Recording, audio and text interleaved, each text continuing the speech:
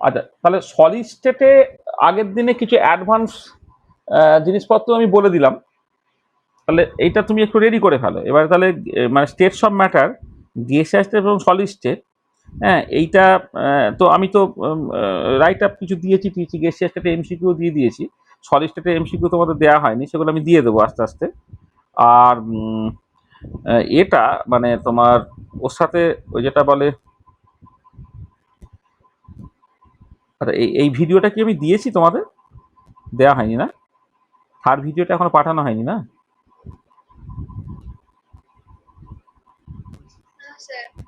আচ্ছা আচ্ছা, ঠিক আছে, ওটা আমি দিয়ে দিতে বলছি। হ্যাঁ, ওটা আপলোড করে দিয়েছে বললো, ওটা দিতে ভুলে গেছে হয়তো, আমি দিয়ে দিচ্ছি, আজকে পাঠিয়ে দিচ্ছি। তাহলে তুমি ওই গ্যাসিয়াস স্টেট এবং সলিড স্টেট এই পার্টটা মানে স্টেট সব ম্যাটারটা ভালো করে রেডি করে ফেলো, রেডি করে বইয়ে যে সমস্ত এমসিকিউ নিয়ে আলোচনা আছে সেগুলো একটুখানি দেখতে থাকো, ঠিক আছে? আচ্ছা চলো, তাহলে আমরা যেটা আচ্ছা আমি তার আগে একটু কথা বলে নিই। আচ্ছা, তোমাদের যেটা some basic concept of chemistry, সেই বেসিক কনসেপ্ট অফ কেমিস্ট্রিটা পুরো রেডি করে ফেলেছো? এমসিকিউ সমেত, মানে পুরো যা পড়িয়েছিলাম সেটাকে প্লাস এমসিকিউ, এই পুরো জিনিসটা কি মানে পরীক্ষা দেওয়ার উপযোগী হয়ে গেছে? মানে পরীক্ষা দেওয়ার মতো পজিশনে তোমরা আছো যদি সামনের সপ্তাহে পরীক্ষা নেওয়া হয়? মানে এক সপ্তাহ সময় পাচ্ছ তুমি? হুম, হ্যাঁ হ্যাঁ, ডাউটসগুলো ক্লিয়ার করে দেবো। ডাউটসগুলো ধরো বুধবার একটা ছুটি আছে, তাহলে বুধবার আমি যদি ডাউটসগুলো ক্লিয়ার করে দিই, তাহলে শনিবার পরীক্ষা দেওয়ার মতো পরিস্থিতিতে চলে যাবে তো নাকি? হ্যাঁ, ঠিক আছে, তাহলে আমি তাহলে একদম ফাইনাল টাইম দিয়ে দিচ্ছি। শনিবার ওই আগের বারের মতো 180 নম্বরের পরীক্ষা হবে আর কি। হ্যাঁ, তোমার ওই যেভাবে নিটের প্যাটার্নে, সেটা তাহলে তোমরা রেডি হয়, সামনে শনিবারে ওইটার উপরে পরীক্ষা হবে। আর আমি যেটা ওই এর পরীক্ষা যেটা নেবো বলেছিলাম, সেইটা ইন দ্য মিন টাইম আমি কোনো এক সময় নিয়ে দেবো আর কি। পরীক্ষার টাইমটা তোমাদের দিয়ে দিয়েছে তো, ওইখানে খুব বেশি আর দেরি করতে চাইছি। তাহলে চলো, তাহলে আজকে এবারে পড়াশোনাটা শুরু করে দিই। আচ্ছা, আমি যেটা আগের দিনই বলছিলাম, নেক্সট এই তিনটে জিনিস আমি পরপর করে একসাথে করে নেব। একটা হচ্ছে periodic table and periodic properties যেমন আছে, তার সঙ্গে তোমার কেমিক্যাল বন্ডিংটা আছে, এবং এস এবং পি ব্লক এলিমেন্টস আছে। তাহলে এই জিনিসগুলো এবার আমাদের একটুখানি কভার করে নিতে হবে। আচ্ছা দেখো, তোমার পিরিয়ডিক টেবিল এবং পিরিয়ডিক প্রপার্টিজ, এখানে তুমি যদি নিটের সিলেবাসটা আর এইচএস এর সিলেবাসটা দেখো, তাহলে এইচএস এর সিলেবাসে কিন্তু অনেক কম জিনিসপত্র আছে। মানে যদি মানে 11-এর সিলেবাসটা যদি দেখো, তাহলে সেখানে শুধুমাত্র লেখা আছে, মানে সেটা তিনটে ক্লাসেই বলে দেওয়া যায়। একটা হচ্ছে modern periodic law and the present form of the periodic table, periodic trends in properties of elements, তার মধ্যে atomic radii, ionic radii, van der Waals radii, ionisation enthalpy, electron gain enthalpy, electronegativity, valency, nomenclature of elements with atomic number greater than 100। এই মাত্র তোমার contact hour 7টা দিয়ে তোমাকে এটাকে করতে বলেছে। আচ্ছা, এবারে উল্টো দিকে তুমি যখন এতে আসছো, তোমার নিটের সিলেবাসে আসছো, নিটের সিলেবাসে ওই তোমার পিরিয়ডিক টেবিল অ্যান্ড পিরিয়ডিক প্রপার্টিজটা, সেইটাতে মধ্যে আছে কি modern periodic law and present form of the periodic table. দেখো, S P D A block elements, periodic trends in properties of elements, atomic and ionic radii, ionization enthalpy, electron gain enthalpy, valency, oxidation state, chemical reactivity. মানে পরিষ্কার দেখতে পাচ্ছ যে 11-এর সিলেবাসের তুলনায় এই নিটের সিলেবাসে কিন্তু দু একটা জিনিস অ্যাডিশনালি আছে। যেমন কেমিক্যাল রিঅ্যাক্টিভিটি পার্টটা তোমাকে অ্যাডিশনালি পড়তে বলেছে, তারপরে তোমার ভ্যালেন্সি নিয়ে একটু বেশি কথাবার্তা বলেছে, অক্সিডেশন স্টেট নিয়ে একটুখানি বেশি কথাবার্তা, না ভ্যালেন্সিটা ছিল, অক্সিডেশন স্টেট নিয়ে তোমার কথাবার্তা এক্সট্রা বলতে বলেছে, এসপিডিএফ ব্লক এলিমেন্টস নিয়ে একটুখানি বেশি কথাবার্তা বলতে বলেছে। আর জেনেসিস অফ পিরিয়ডিক ক্লাসিফিকেশন সেটা তোমার আউট অফ সিলেবাস হয়ে গেছে এটা। তাহলে এবারে দুটো জিনিসকে মানে দুটো জিনিসের জন্যই যেটা কমন আর কি, মানে কমন বলছি বা দুটো জিনিসের যেটা সুপার সেট যেটা, সেইটা আমরা বেসিক্যালি আলোচনাটাকে করে নেবো আর কি। ঠিক আছে, এই তো ব্যাপারটা। মানে আজকে মানে ওরা মানে সিলেবাসটা এক্স্যাক্টলি যার পর যেটা আছে আমি সেই রকম ভাবে করবো না, আমি আমার মতো করে করব। কিন্তু দেখবে খান তিনে ক্লাসের পরে 3-4টে ক্লাসের পরে দেখবে তোমার পুরো ব্যাপারটা অ্যাকচুয়ালি দাঁড়িয়ে গেছে। আচ্ছা, যদিও জেনেসিস অফ পিরিয়ডিক প্রপার্টিজ এইটা নিয়ে কথাবার্তা বলতে তোমায় বলে, মানে নিচের সিলেবাসে সেটা নেই, তোমাকে একদম মডার্ন পিরিয়ডিক টেবিল থেকে ব্যাপারটা শুরু হয়েছে। কিন্তু যদি মডার্ন পিরিয়ডিক টেবিলে যাওয়ার আগে যদি মেন্ডেলিফের যে কন্ট্রিবিউশন বা মেন্ডেলিক পিরিয়ডিক টেবিল এইটা নিয়ে যদি একটু কথাবার্তা না বলা যায়, তাহলে ব্যাপারটা মানে খুব একটা ঠিকঠাক হয় না আর কি। সেটা তোমাকে মাথায় রাখতে হবে, ঠিক আছে? সেই জন্যে আমরা প্রথমে ওই মানে মডার্ন পিরিয়ডিক টেবিল দিয়েই আজকে আমি শেষটাকে করব। কিন্তু তার আগে ওই মডার্ন পিরিয়ডিক টেবিলে মানে আসার আগে হিস্টোরিক্যালি দু একটা কথাবার্তা একটুখানি বলে নেওয়া দরকার পড়ছে, ঠিক আছে? তাহলে প্রথমেই আমি যেটা করি যে দেখো, যখন আস্তে আস্তে আস্তে আস্তে এলিমেন্টগুলো আবিষ্কৃত হতে থাকলো, মানে এখন তো আজকের যুগে এলিমেন্টের সংখ্যা মোটামুটি ভাবে কোনো জায়গায় দেখছি 118টা বলছে, কেউ কোনো কোনো জায়গায় 119টা বলছে।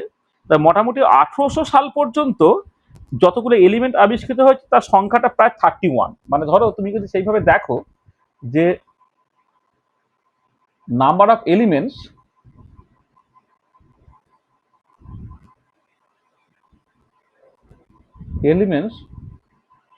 টিল 1800, সেই সংখ্যাটা ছিল তোমার 31।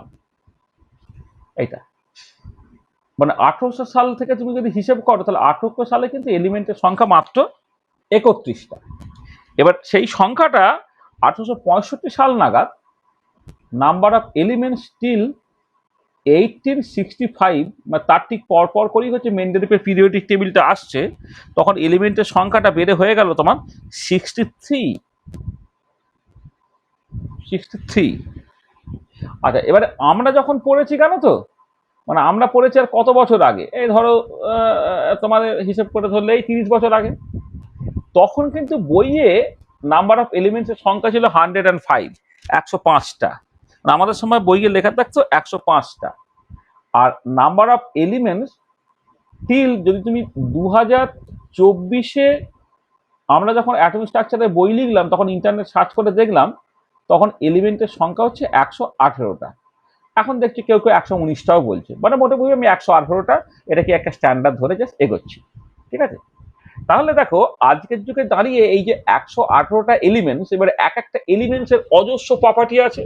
মানে সেই এলিমেন্টগুলোর তোমার অ্যাটমিক রেডিয়াস কি, আয়নিক রেডিয়াস কি, ভ্যান ডার ওয়াল রেডিয়াসটা কি, তার আয়নাইজেশন এনার্জিটা কি, তার ইলেকট্রন অ্যাফিনিটি কি, যদি কম্পাউন্ড তৈরি করে ইলেকট্রোনেগেটিভিটি বাই কি হবে, তার ভ্যালেন্সি কি, তার অক্সিডেশন স্টেট কি, তার হাইড্রাইটের স্ট্রাকচার কেমন হবে, তার অক্সাইডের প্রপার্টি কি হবে, হ্যাঁ না তা না, ইত্যাদি ইত্যাদি করে এক একটা এলিমেন্টের সঙ্গে অ্যাসোসিয়েটেড অজস্র প্রপার্টি আছে, ঠিক আছে?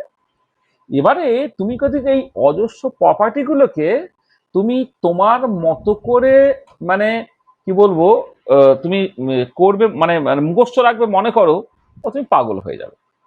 মানে তোমার ওই 118টা এলিমেন্ট, হ্যাঁ, প্রথম এলিমেন্টের সমস্ত প্রপার্টিগুলো, সেকেন্ডের সমস্ত প্রপার্টিগুলো, থার্ডের সমস্ত প্রপার্টিগুলো, ঠিক আছে? তোমার কম্পিউটারে তুমি হয়তো স্টোর করে রাখতে পারো, সার্চ করলে তুমি ইজিলি পেয়ে যেতে পারো, কিন্তু তুমি যদি মনে করো যে ওটাকে মেমোরাইজ করবে তা বিক্ষিপ্তভাবে, তাহলে কিন্তু তোমার পক্ষে ব্যাপারটা এক্সট্রিমলি ডিফিকাল্ট হয়ে যাবে। তো তখন বিজ্ঞানীরা একটা প্রয়োজনীয়তা অনুভব করলো, যে একটা নিড ফিল করলো। সেটা যে তাহলে এই যে 118টা এলিমেন্টের কথা আমি বলছি, 118টা এলিমেন্টের যে বিভিন্ন রকমের ফিজিক্যাল এবং কেমিক্যাল প্রপার্টিস গুলো আছে, তার কি কোনো মানে রুল আছে, মানে তার কি কোনো রিপিটেশন আছে? 118টা এলিমেন্টকে একদমই একটা একটার সাথে আলাদা হয় না। আমাদের যে মানুষগুলোর মধ্যে বৈচিত্র্য আছে, হ্যাঁ, তাহলে 118 জন মানুষের যদি একটা কালেকশন থাকে, 118টা মানুষের কিন্তু সমস্ত কিছুই কি একদম আলাদা? তাদের মধ্যে কি কোনো সূত্র নেই, কোনো কোনো তাদের মিল নেই? এইটা মানুষ সার্চ করার চেষ্টা করবে। এই পিরিয়ডিক টেবিল সেরকম একটা টেবিল যেখানে এলিমেন্টসের ফিজিক্যাল এবং কেমিক্যাল প্রপার্টিস গুলো তোমার পিরিয়ডিক্যালি চেঞ্জ হতে আরম্ভ করলো।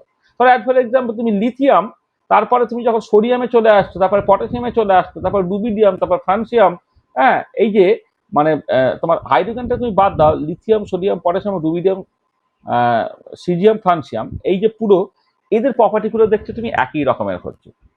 আবার তুমি ধরো beryllium, magnesium, calcium, strontium, barium, হ্যাঁ, তাদের প্রপার্টিগুলো একই রকমের হচ্ছে, বা boron, aluminium, gallium, indium, thallium, তাদের প্রপার্টিগুলো একই রকম হচ্ছে, বা ফ্লোরিন, ক্লোরিন, ব্রোমিন, আয়োডিন, অ্যাসটাটিন, তাদের প্রপার্টিগুলো একই রকমের হচ্ছে, বা তোমার ধরো অক্সিজেন, সালফার, সেলিনিয়াম, টেলিনিয়াম, পোলোনিয়াম, তাদের প্রপার্টিগুলো একই রকমের হচ্ছে। তার মানে যেটা দেখতে পাচ্ছ যে যে তোমাকে ওই সমস্ত এলিমেন্টসগুলোর প্রপার্টি আলাদা করে মনে রাখার দরকার পড়ছে না। জাস্ট তুমি যদি এলিমেন্টের প্রপার্টি এলিমেন্টগুলোকে একটা পার্টিকুলার ওয়েতে তুমি সাজাতে পারো, যেটাকে তুমি পিরিয়ডিক টেবিল বলছো, পিরিয়ডিক টেবিলে তুমি দেখবে যে প্রপার্টিগুলোকে তুমি মানে একই প্রপার্টি এলিমেন্টগুলোকে সকল একটা কালামের মধ্যে তুমি রাখবে, যেটাকে একটা অনেক সময় সিরিজ বলা হয়। হ্যাঁ, সেই সিরিজের এলিমেন্টগুলো প্রপার্টিগুলো একই রকমের হবে। তাহলে পিরিয়ডিক টেবিল হচ্ছে বেসিক্যালি এই জিনিসটা। তাহলে পিরিয়ডিক টেবিলের ডেফিনেশনটা কি হচ্ছে? পিরিয়ডিক টেবিল আমি বলবো এই জিনিসটা, সরি এক minute.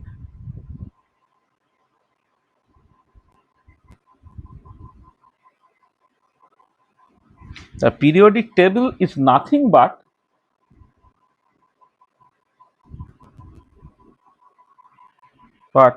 a systematic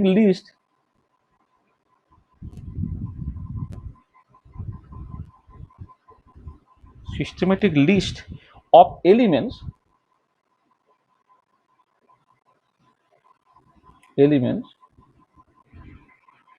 based on their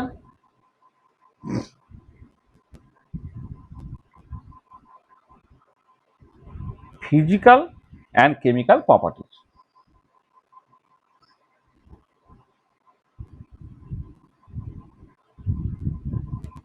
Chemical properties.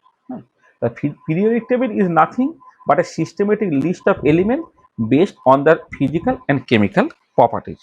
ঠিক আছে, তাহলে এটাকে বলা হচ্ছে তোমার পিরিয়ডিক টেবিল। ঠিক আছে, এবারে দেখা যাচ্ছে যেটা সেটা হচ্ছে যে এলিমেন্টসগুলো ফিজিক্যাল এবং কেমিক্যাল প্রপার্টিগুলো একটা শার্টেল ইন্টারভ্যালে তারা বেসিক্যালি রিপিট করছে। এটাকেই বলা হচ্ছে তোমার পিরিয়ডিসিটি। তার পিরিয়ডিসিটিটা কি হচ্ছে? দেখা যাচ্ছে the physical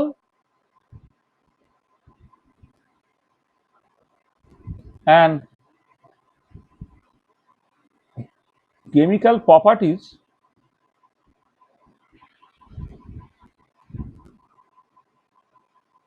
of the elements reappear at a particular interval, reappear at a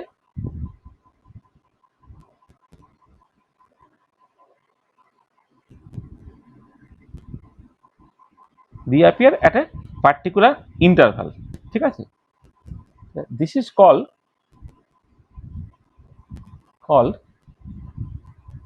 the periodicity. এটাকে বলা হচ্ছে তোমার পিরিয়ডিসিটি। যে পিরিয়ডিক ট্রেন যেটা বললাম না, লিথিয়াম, তারপর একটা সার্টেন ইন্টারভ্যালে পরে সোডিয়াম এলো।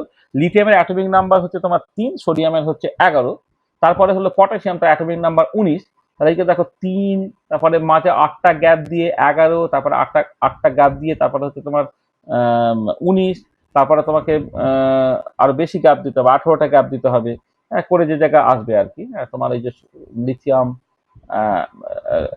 কি বললাম, lithium, sodium, lithium, sodium, potassium,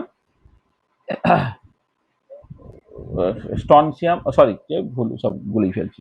lithium, sodium, potassium, হ্যাঁ, রুবিডিয়াম, সিজিয়াম, ফ্রান্সিয়াম। রুবিডিয়ামটা হচ্ছে তোমার সোডিয়ামের সঙ্গে 18 যোগ করতে হবে, 37। তারপর 37-এর পরে হচ্ছে 32 যোগ করতে হবে। তাহলে এইরকম ভাবে তুমি যদি যাও, তাহলে তুমি দেখবে যে পিরিয়ডিক প্রপার্টিগুলো হচ্ছে তোমার সেই মতো করে হচ্ছে হয়ে যায়। কি আসছে এখন আবার, এক মিনিট, কে জয়েন করতে চাইছে দেখি, একটুখানি দেখে নিই।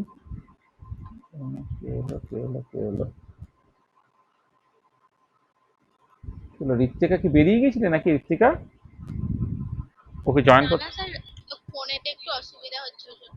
আচ্ছা, হ্যাঁ, যেটা বলছিলাম, তা এইটা হচ্ছে পিরিয়ডিসিটি। তা ওই যে বললাম লিথিয়ামের পরে 8টা এলিমেন্ট বাদ দিয়ে যখন সোডিয়াম এলো, দেখা যাচ্ছে প্রপার্টিগুলো একই রকমের হচ্ছে। সোডিয়ামের পরে 8টা এলিমেন্ট বাদ দিয়ে যখন পটাশিয়াম এলো, সেখানে দেখতে পাচ্ছ প্রপার্টি তোমার আবার রিপিট করছে। ঠিক আছে, তাহলে এইগুলোকে বলা হচ্ছে তোমার periodicity. The physical and chemical properties of element reappear at a particular interval, this is call the periodicity. তাহলে পিরিয়ডিক টেবিল কি বুঝলে? পিরিয়ডিসিটি জিনিসটা, যেটাকে তুমি সেটা বুঝতে পারছো। আচ্ছা, এবারে যে যখন এই যে বিভিন্ন এলিমেন্টগুলোকে তোমার সিস্টেমেটিক্যালি সাজানোর চেষ্টা করা হচ্ছে তাদের পিরিয়ডিক প্রপার্টির উপর নির্ভর করে, এবারে হিস্টোরিক্যালি যদি তুমি দেখো, প্রথম যে তুমি নামটা লিটারেচারে পাবে সেটা হচ্ছে তোমার 1817 সালে বিজ্ঞানী জে.ডব্লিউ. ডোবেনিয়া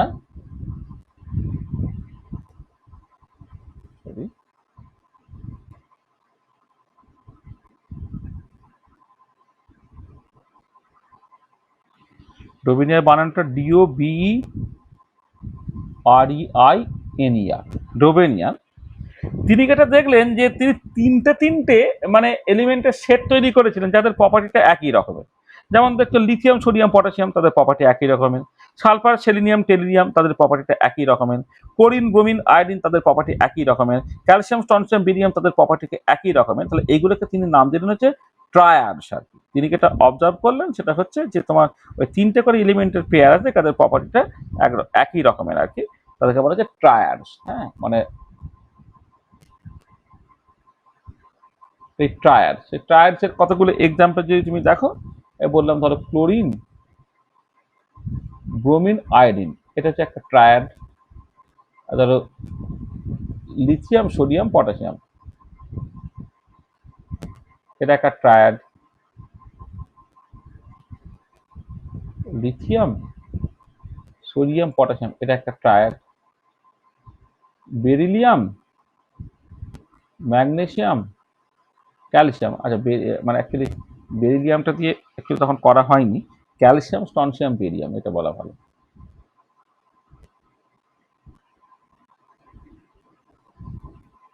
ক্যালসিয়াম, স্ট্রনসিয়াম, বেরিয়াম, তাদের প্রপার্টিটা একই রকমের, ইত্যাদি ইত্যাদি। বা সালফার, সেলিনিয়াম, টেলুরিয়াম, তাদের প্রপার্টি একই রকম। তাহলে এটা হচ্ছে ট্রায়াডের কথা বললাম। তারপরে 1863-তে বিজ্ঞানী নিউল্যান্ড তিনি যেটা বললেন, এলিমেন্টগুলোকে তিনি যখন পরপর করে ওই ইনক্রিজিং অ্যাটমিক ওয়েট অনুযায়ী সাজাচ্ছেন, দেখছেন যে ওই 8টার পরে প্রপার্টিটা বেসিক্যালি রিপিট করছে।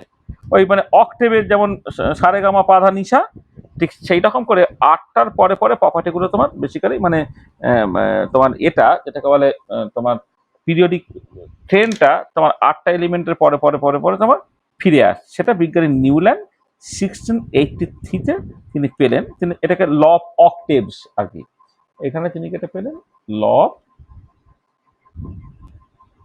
অক্টেভস। যেমন ধর আমি বললাম যে লিথিয়াম, লিথিয়ামের পরে beryllium, boron, carbon, nitrogen, oxygen, fluorine, neon. তাহলে এটা করলো এর অ্যাটমিক নাম্বার 3।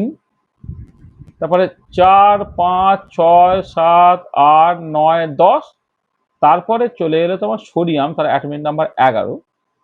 তারপর দেখো সোডিয়ামের পরে হচ্ছে magnesium, aluminium, silicon, phosphorus, sulphur, chlorine, argon. আবার 8টার পরে চলে এলো তোমার পটাশিয়াম, হ্যাঁ, ইত্যাদিতে, পটাশিয়াম, ক্যালসিয়াম, তারপর পরপর আছে। তারপর দেখো 3টের পরে 8 ঘর পরে সোডিয়াম, তার 8 ঘর পরে পটাশিয়াম আসছে। বা বেরিলিয়াম, তার 8 ঘর পরে ম্যাগনেসিয়াম, তার 8 ঘর পরে ক্যালসিয়াম আসছে। হ্যাঁ, দেখো এদের প্রপার্টি করে একই রকম, হচ্ছে ল অফ অক্টেভস। এইটা ঠিক আছে। এইগুলো একটা চেষ্টা চলেছিল, কিন্তু খুব একটা সাকসেসফুল হয়নি। তার মোস্ট সাকসেসফুল থিওরিটা বেসিক্যালি এলো তোমার 18 মানে এর খুব কাছাকাছি সময়ে 1869-এ। 1869-এ বিজ্ঞানী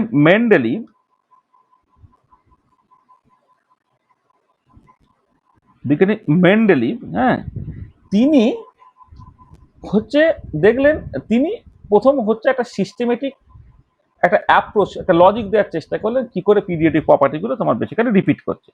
আর এখানে একটা জিনিস যেটা ইম্পর্টেন্ট সেটা হচ্ছে মেন্ডেলি যেমন 1869-এ তিনি তার পিরিয়ডিক টেবিলটাকে দিয়েছিলেন, ঠিক ওই একই সময়ে তোমার বিজ্ঞানী লোথার মেয়ার তিনিও কিন্তু পিরিয়ডিক টেবিল দেন, এবং দুটোই কিন্তু এক্স্যাক্টলি একই রকমের পিরিয়ডিক টেবিল।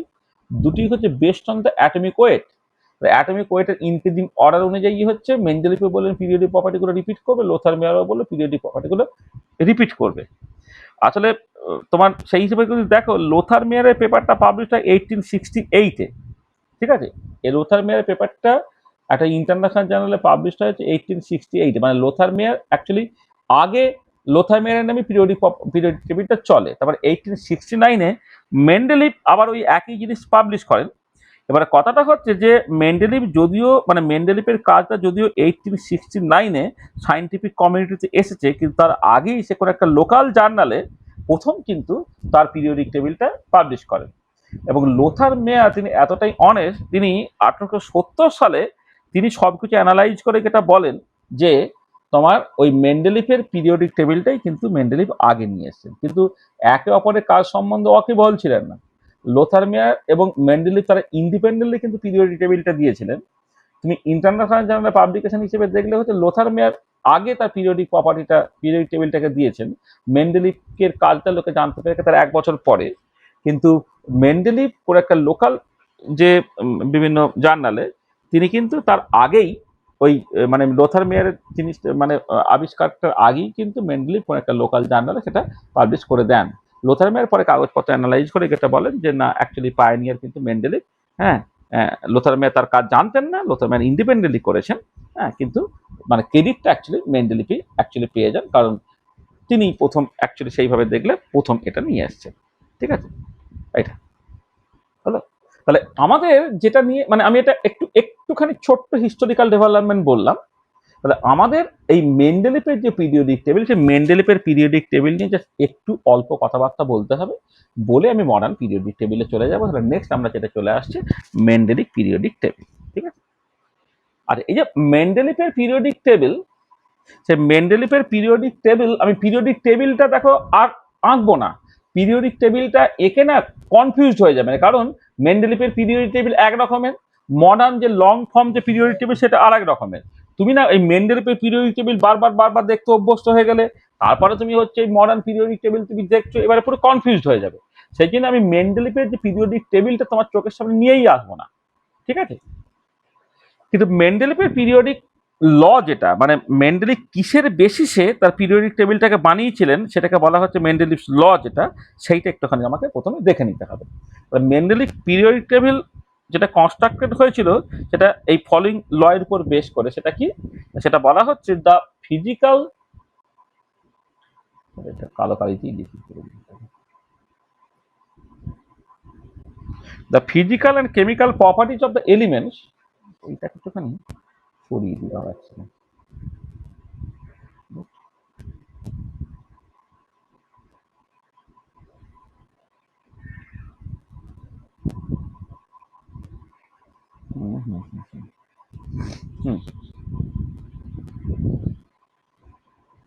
তাহলে the physical and chemical properties of elements are periodic functions of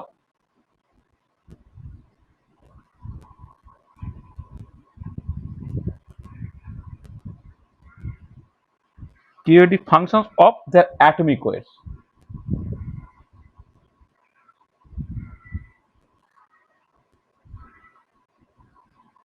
Periodic functions of the atomic weights.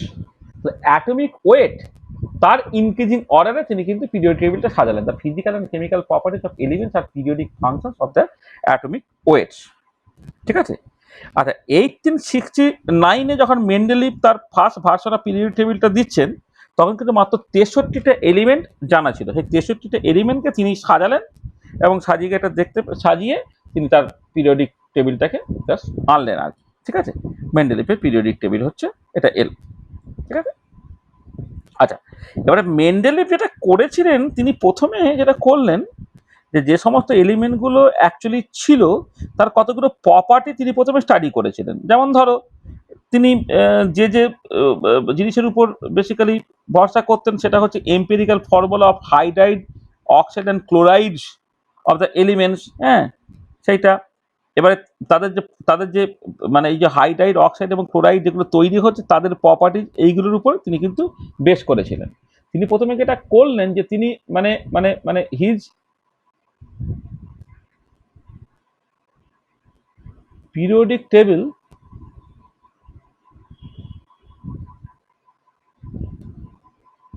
his periodic table relied on the stoichiometry empirical formula বা stoichiometry empirical formula of hydrides oxides and chlorides of the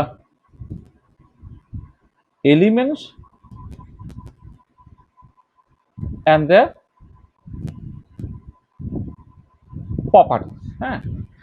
তিনি যখন periodic টেবিলটা করছেন তিনি তো প্রথমেই এরকম বলছেন না যে অ্যাটমিক ওয়েটে ইনক্রিজিং অর্ডারে তিনি করবেন। তিনি প্রথমে ধরো একই মানে প্রপার্টি ওয়ালা এলিমেন্টগুলোকে তিনি একটা পার্টিকুলার সিরিজে রাখছেন। এবার রাখতে রাখতে তিনি দেখলেন যে বেশ বেশ সুন্দর, তো বেশ অ্যাটমিক ওয়েটের ইনক্রিজিং অর্ডারে জিনিসগুলো অটোমেটিক্যালি সাজানো হয়ে গেছে, ঠিক আছে। তাই এটা খুব ইম্পর্টেন্ট যে প্রথমেই জাস্ট লোকে ভেবে নিল বা মেন্ডেলি ভেবে নিলেন যে অ্যাটমিক ওয়েটের ইনক্রিজিং অর্ডারে সাজালে তাহলে তুমি ঠিক ঠিক করে পিরিয়ডিক টেনটা পাবে, এরকম ব্যাপারটা নয়। তিনি এটা করতে তিনি ভরসা করছেন কিন্তু কিছু কেমিক্যাল বা ফিজিক্যাল প্রপার্টিজের উপরে। তিনি সেই সময় যে কেমিক্যাল বা ফিজিক্যাল প্রপার্টির উপরে ভরসা করেছিলেন সেটা হচ্ছে যে তোমার ওই মানে মানে যে এলিমেন্টগুলো তিনি কনসিডার করছেন সেই এলিমেন্টগুলো হাইড্রোজেন বা অক্সিজেন বা ক্লোরিনের সঙ্গে ইউজুয়ালি রিয়াক্ট করে। রিয়াক্ট করলে হাইড্রাইড অক্সাইড এবং ক্লোরাইড তৈরি হচ্ছে। সেই হাইড্রাইড অক্সাইড এবং ক্লোরাইডস, হ্যাঁ, তাদের যে বিভিন্ন রকমের প্রপার্টিসগুলো এইগুলো তিনি উপরে তিনি বেসিক্যালি ভরসাটা করেছিলেন আর, ঠিক আছে। আচ্ছা, এবারে এইরকম ভাবে করে তিনি আলটিমেটলি মানে মেন্ডেলিফের যে পিরিয়ডিক টেবিলটা হলো সেইটাতে তিনি বেসিক্যালি, আমি এটাকে আগের পাতা নিয়ে চলে যাচ্ছি, যে মেন্ডেলিফের যে পিরিয়ডিক টেবিল যেটা হলো, এই পিরিয়ডিক টেবিলে না মূলত তিনটে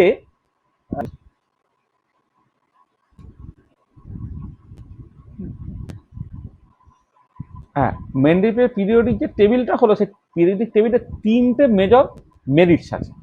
ঠিক আছে, সেটা মেন্ডেলিফের পিরিয়ডিক টেবিলের মেরিটসগুলো এক সেকেন্ড আমি একটুখানি ছোট করে দিই, তোমার নোটটা ভালো করে থাকবে তাহলে তোমার সুবিধা হবে। 24 দেবো না, 24 রাখছি, কিন্তু এটা তোমার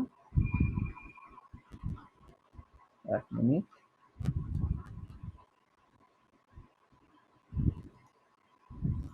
বাজে সাইজ হয়ে যাবে। হ্যাঁ, এবার মেন্ডেলিফের যে পিরিয়ডিক টেবিলটা, সেই পিরিয়ডিক টেবিলের মূলত তিনটে মেরিটস আছে। তিনটে মেরিটস কি? প্রথম যে মেরিটটা মেন্ডেলিফের পিরিয়ডিক টেবিলের যে মেরিটসগুলো, সেই মেরিটসগুলোর মধ্যে প্রথম যে মেরিটসটা সেটা হচ্ছে সার্টেনলি প্রথমটাই সিস্টেমেটিক ক্লাসিফিকেশন অফ এলিমেন্ট, সেটা তো ফার্স্ট। কারণ এইটা দিয়ে তোমার পিরিয়ডিক টেবিল বানাচ্ছ মানে কি basically systematic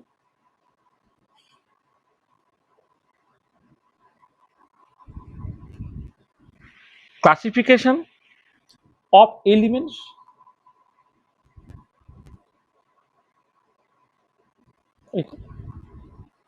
systematic classification of elements, এইটা মানে এই যে এলিমেন্টগুলোকে সিস্টেমেটিক ওয়েতে সাজানো, সেইটা একটা ইম্পর্টেন্ট মেরিট। আর প্রেডিকশন অফ নিউ এলিমেন্টস,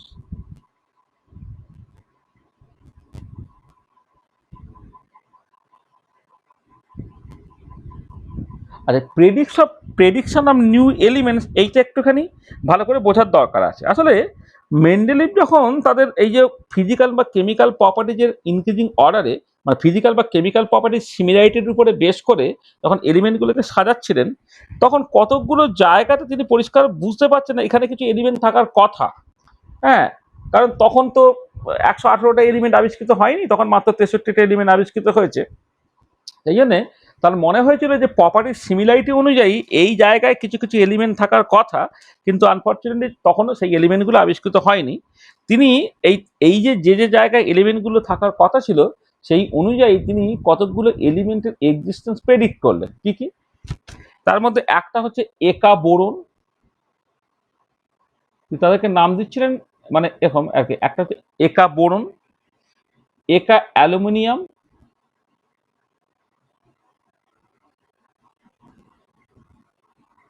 একা অ্যালুমিনিয়াম, একা সিলিকন। মানে তিনি এই মানে বোরনের মতো প্রপার্টি, অ্যালুমিনিয়ামের মতো প্রপার্টি, সিলিকনের মতো প্রপার্টি, হ্যাঁ, এরকম কিছু কিছু এলিমেন্ট অ্যাকচুয়ালি থাকার কথা, কিন্তু সেই সময়ে সেই এলিমেন্টগুলো ডিসকভার হয়নি বলে পিরিয়ডিক টেবিলে ওই সমস্ত জায়গাগুলো কিন্তু ফাঁকা রেখে দিয়েছিলেন। এবার তার উপরে তার প্রেডিকশনের উপরে বেশ করে খুব অদূর ভবিষ্যতেই কিন্তু এলিমেন্টগুলো তোমার আবিষ্কৃত হয়ে গেল। এবং কি দেখা গেল যে তোমার যেটা তোমার সকল একা বোরন ছিল সেইটা তোমার স্ক্যান্ডিয়াম হিসেবে অ্যাপিয়ার করলো।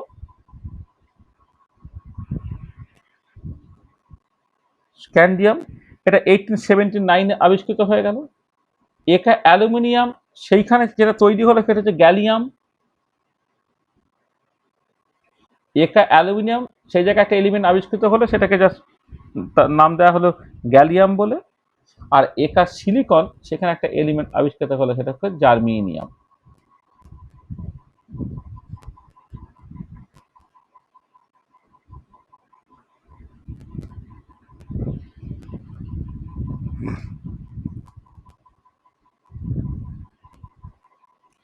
এই যে স্ক্যান্ডিয়াম, গ্যালিয়াম এবং জার্মেনিয়াম, তাদের ডিসকভারিগুলো যে এত কুইক হয়ে গেল দেখো। 1869-এ মেন্ডেলিন প্রেডিকশনটাকে করছেন, 1869-এ স্ক্যান্ডিয়াম আবিষ্কৃত হয়ে গেল, 1875-এ গ্যালিয়াম আবিষ্কৃত হয়ে গেল, আর জার্মেনিয়াম আবিষ্কৃত হলো হচ্ছে 1886-এ। তাহলে এই যে এলিমেন্টগুলো আবিষ্কারটা হয়ে গেল সেটা কিন্তু জাস্ট এর জন্য।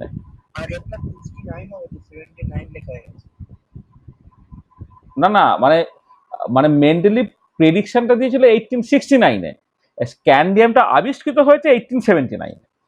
মানে একা বোরন বা একা অ্যালুমিনিয়াম বা একা সিলিকন, এই যে প্রেডিকশনগুলো মেন্ডেলিভ দিয়েছিলেন 1869-এ, কারণ মেন্ডেলিভের পিরিয়ড টেবিলটা তার পেছনে আছে 1869-এ। তা তার প্রেডিকশনের উপরে বেশ করে লোকে খোঁজাখুঁজি আরম্ভ করলো।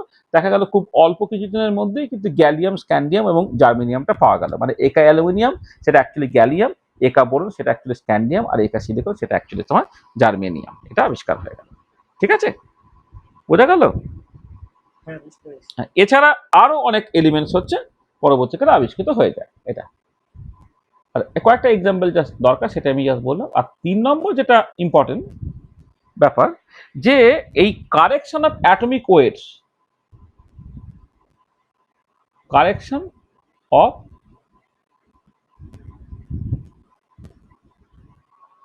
Atomic weights. আচ্ছা, কিছু কিছু তোমার এলিমেন্ট, হ্যাঁ, যাদের তোমার অ্যাটমিক ওয়েটটা আগে জাস্ট রংলি জানা ছিল। কিরকম দেখো, যেমন অ্যাজ ফর এক্সাম্পল আমি এখানে পরের পাতায় লিখি, অ্যাজ ফর এক্সাম্পল ধরো বেরিলিয়াম। বেরিলিয়ামটা ইজ ভেরি ভেরি ইম্পর্টেন্ট।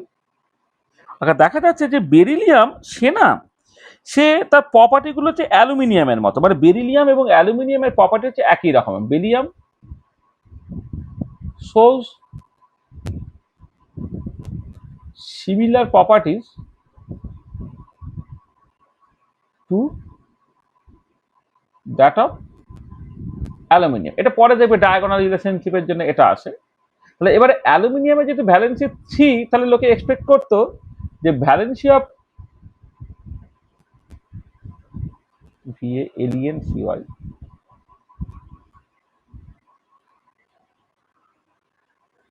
এই ভ্যালেন্সি অফ বেরিলিয়াম যেটা বেসিক্যালি হবে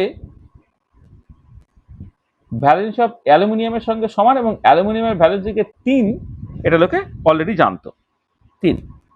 আচ্ছা, এবারে এই বেরিলিয়ামের equivalent wait,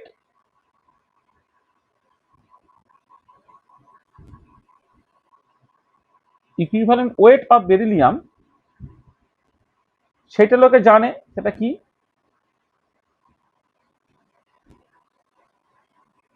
wait of beryllium সেটা দেখা যায় এটা 4.5। তাহলে তুমি যদি অ্যাটমিক ওয়েট অফ বেরিলিয়াম করে, সেটা কি হবে? ইকুইভ্যালেন্ট ওয়েটকে তোমাকে কি করতে হবে? ভ্যালেন্সি দিয়ে গুণ করতে হবে। তো কত হবে? 13.5 হবে। তাহলে দেখো, তাহলে বেরিলিয়ামের প্রপার্টি কিন্তু অ্যালুমিনিয়ামের মতো, তাহলে লোকে আশা করছিল যে বেরিলিয়ামের অ্যাটমিক ওয়েট কিন্তু এই 13.5 এর কাছাকাছি কিছু একটা হবে। এইটা, এটা ছিল এক্সপেকটেশন। বাট যেটা হলো সেটা হচ্ছে এই but atomic wait of beryllium সেটা বেশি কথা 9 হিসেবে অ্যাপিয়ার করলো, 9 এর কাছাকাছি। এটা কেন? মানে 9টা পাচ্ছ কি করে? মানে সেখানে 4.5 কে তুমি 2 দিয়ে গুণ করছো, তার মানে এটা ইম্পর্টেন্ট যে ভ্যালেন্সি অফ বেরিলিয়াম সেটা অ্যাকচুয়ালি 2 ইনস্টেড অফ 3। আগে বেরিলিয়ামকে অ্যালুমিনিয়ামের গ্রুপে রাখা হলো, হ্যাঁ, কিন্তু রেখে দেখা গেল যে না, গন্ডগোল হচ্ছে। তো তাহলে তো তা যদি হয় তাহলে তো বেরিলিয়ামের অ্যাটমিক ওয়েট 13.5 এর হওয়ার কথা, কিন্তু বাস্তবে দেখা যাচ্ছে বেরিলিয়ামের অ্যাটমিক ওয়েট হচ্ছে 9 হচ্ছে। তার মানে নিশ্চয়ই তোমার বেরিলিয়ামটাকে অন্য কোথাও একটা রাখতে হবে, এবং বেরিলিয়ামের প্রপার্টিটা দেখতে পাওয়া গেল যে সেটা বেসিক্যালি এর প্রপার্টিটা মানে it it it shows similar properties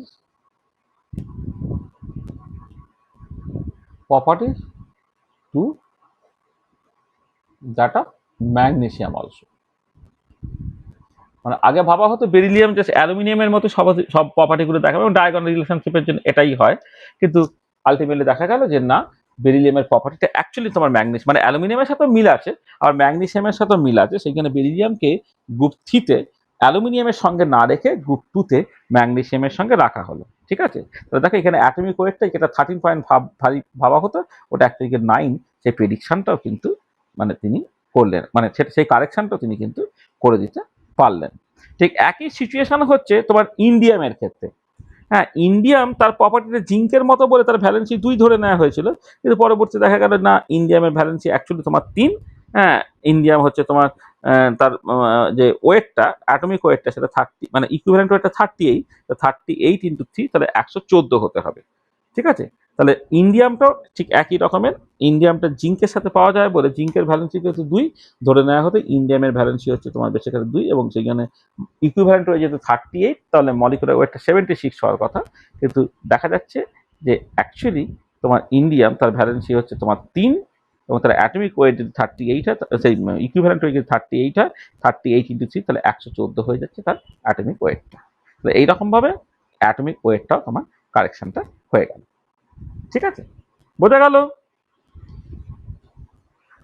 তাহলে মেন্ডেলিপের পিরিয়ডিক টেবিলের 3টে মেজর মেরিটস। একটা হচ্ছে সিস্টেমেটিক ক্লাসিফিকেশন অফ এলিমেন্টস, মানে ইন্ডিভিজুয়াল এলিমেন্টগুলো প্রপার্টিগুলো তোমাকে যদি মুখস্থ করতে তুমি পাগল হয়ে গেছে, কিন্তু সিস্টেমেটিক ক্লাসিফিকেশন অফ এলিমেন্টস করার জন্য তুমি তোমার কাজটা অনেকটাই কমে যাচ্ছে। 2 নম্বর হচ্ছে নতুন এলিমেন্ট তিনি প্রেডিক্ট করতে পারলেন। 3 নম্বর হচ্ছে তিনি কিছু অ্যাটমিক ওয়েট, মানে কারেকশন অফ অ্যাটমিক ওয়েট, কিছু অ্যাটমিক ওয়েটসের কারেকশন তিনি করে ফেলতে পারলেন। ঠিক আছে? বোঝা গেল? হ্যাঁ স্যার। ঠিক আছে? হ্যাঁ sir.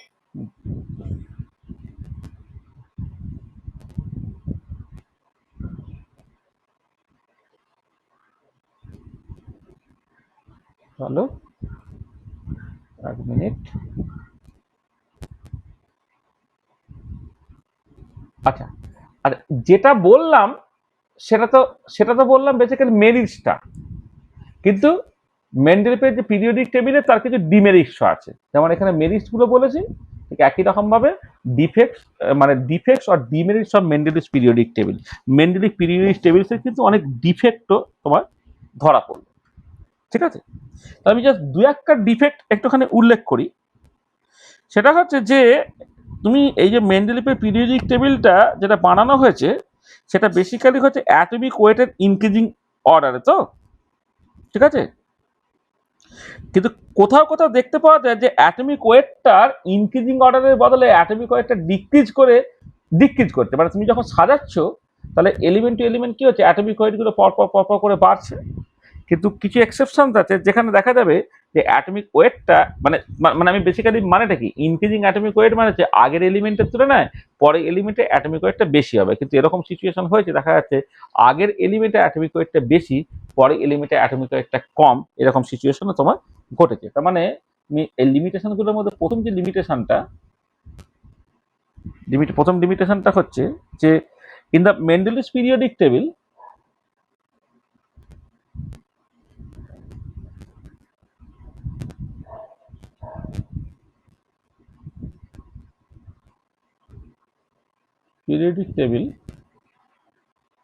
elements are arranged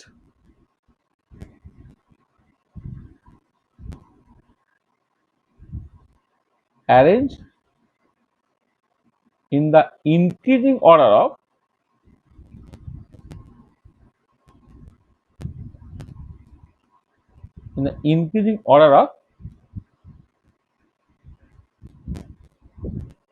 atomic weight, right? But in some cases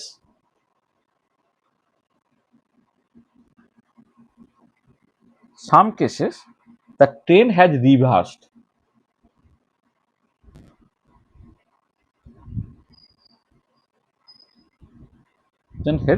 মানে তোমার লোয়ার অ্যাটমিক ওয়েট ওয়ালাটা পরে চলে এসছে আর হায়ার অ্যাটমিক ওয়েট ওয়ালা জিনিসটা আগে চলে এসছে। যেমন ধরো তুমি এক্সাম্পল দিলে তুমি বুঝতে পারবে, ধরো potassium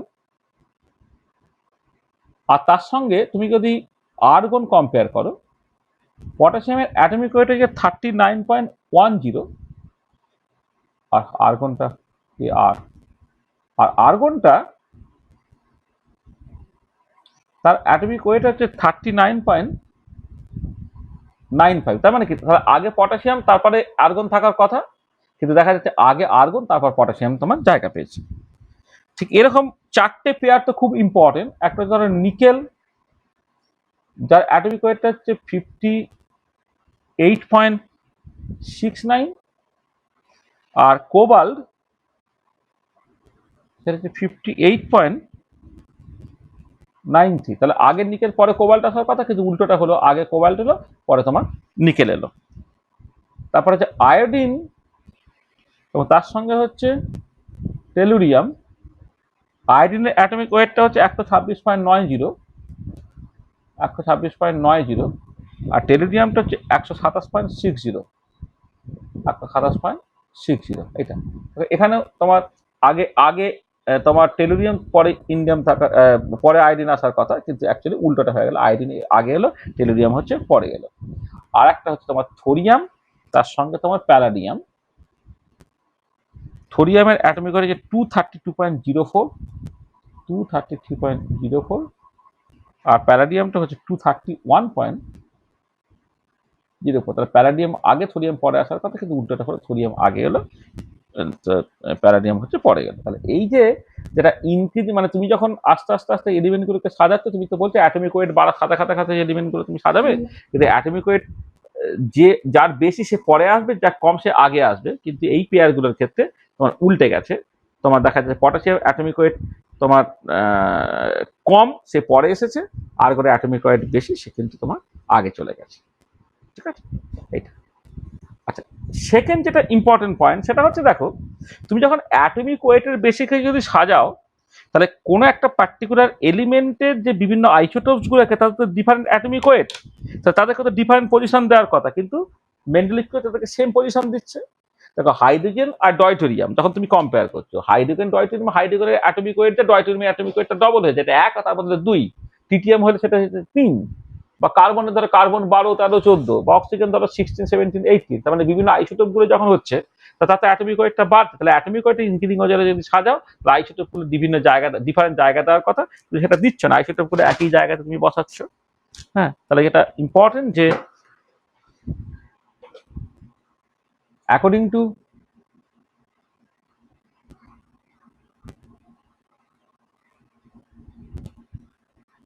Mendeleev's law, isotope should be placed in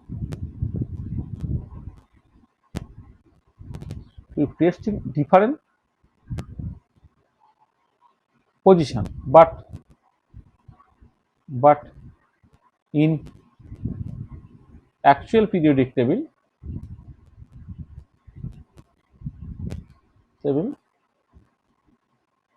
they are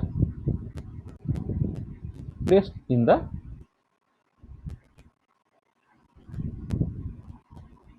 same position. ঠিক আছে, আইসোটোপগুলোকে আলাদা পজিশন দেওয়া হচ্ছে না, আইসোটোপগুলো কিন্তু সেম পজিশনেই তোমার দেওয়া হচ্ছে। ঠিক আছে, আচ্ছা নেক্সট হচ্ছে মেন্ডেলিপের পিরিয়ডিক টেবিল অনুযায়ী যখন আইসো বারগুলো তুমি কনসিডার করছো, ধর ডিফারেন্ট এলিমেন্ট যখন সেম মাস হয়ে যায়, হ্যাঁ তখন তাদেরকে তো আইসো বার বলে। তাহলে আইসো বারগুলো, হ্যাঁ তাদের কিন্তু মাসটা তোমার সমান হয়ে যাচ্ছে, তাদের সেম জায়গায় জায়গা দেওয়ার কথা, কিন্তু আইসো বার তো তারা বেসিক্যালি ডিফারেন্ট এলিমেন্ট। হ্যাঁ, একটা আইসো বারের নাম বলতে পারবে, একটা এক্সাম্পল দিতে পারবে? ডিফারেন্ট এলিমেন্ট কিন্তু সেম তোমার ভর সংখ্যা। হাইড্রোজেন হবে না স্যার? না না, মানে আইসো বার কথাটার মানেটা কি? আইসো বার মানে দুটো ডিফারেন্ট এলিমেন্ট হবে কিন্তু তাদের মাসটা একই হবে। কে বলবে দুটো আইসো বারের এক্সাম্পল? কিরে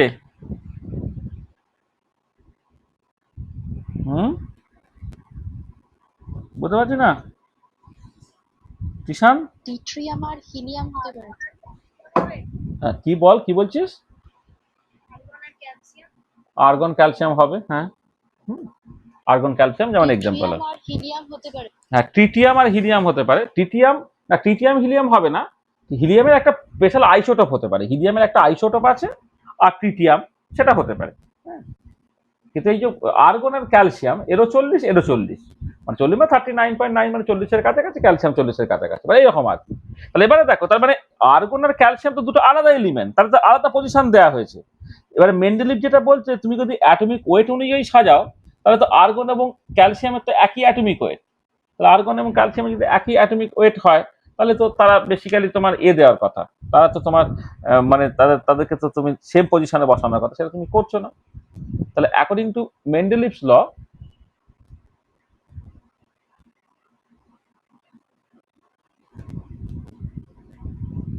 ল আইসোবার্স, মানে যখন না ওই আইসোটোপ, আইসোটোন, আইসোবার ইত্যাদি বলবে, আইসোবারটা খুব রিয়ারেস্ট এক্সাম্পল গুলো দেবে না। মানে ট্রিটিয়াম, ট্রিটিয়াম কি হচ্ছে, তার রিয়ারেস্ট এক্সিস্টেন্স। ট্রিটিয়াম তোমার তার লাইফ মানে হাফ লাইফ টাইমটা এত এত এত এত কম, তার তোমার অ্যাকচুয়ালি এক্সিস্টেন্স তুমি দেখতেই পারবে। তাহলে ওরকম খুব অ্যাবসার্ড কোন একটা আইসোটোপ সেটা তুমি এক্সাম্পলের মধ্যে নিয়ে আসবে না। চেষ্টা করবে হচ্ছে মোটামুটি ভাবে স্টেবল বা কমন এক্সাম্পল গুলিকে নিয়ে আসার চেষ্টা করবে। ঠিক আছে, এটা মনে রাখবে। হ্যাঁ। তাহলে according to Mendeleev's law, isobars should be placed in the same position, এটা, but in actual periodic table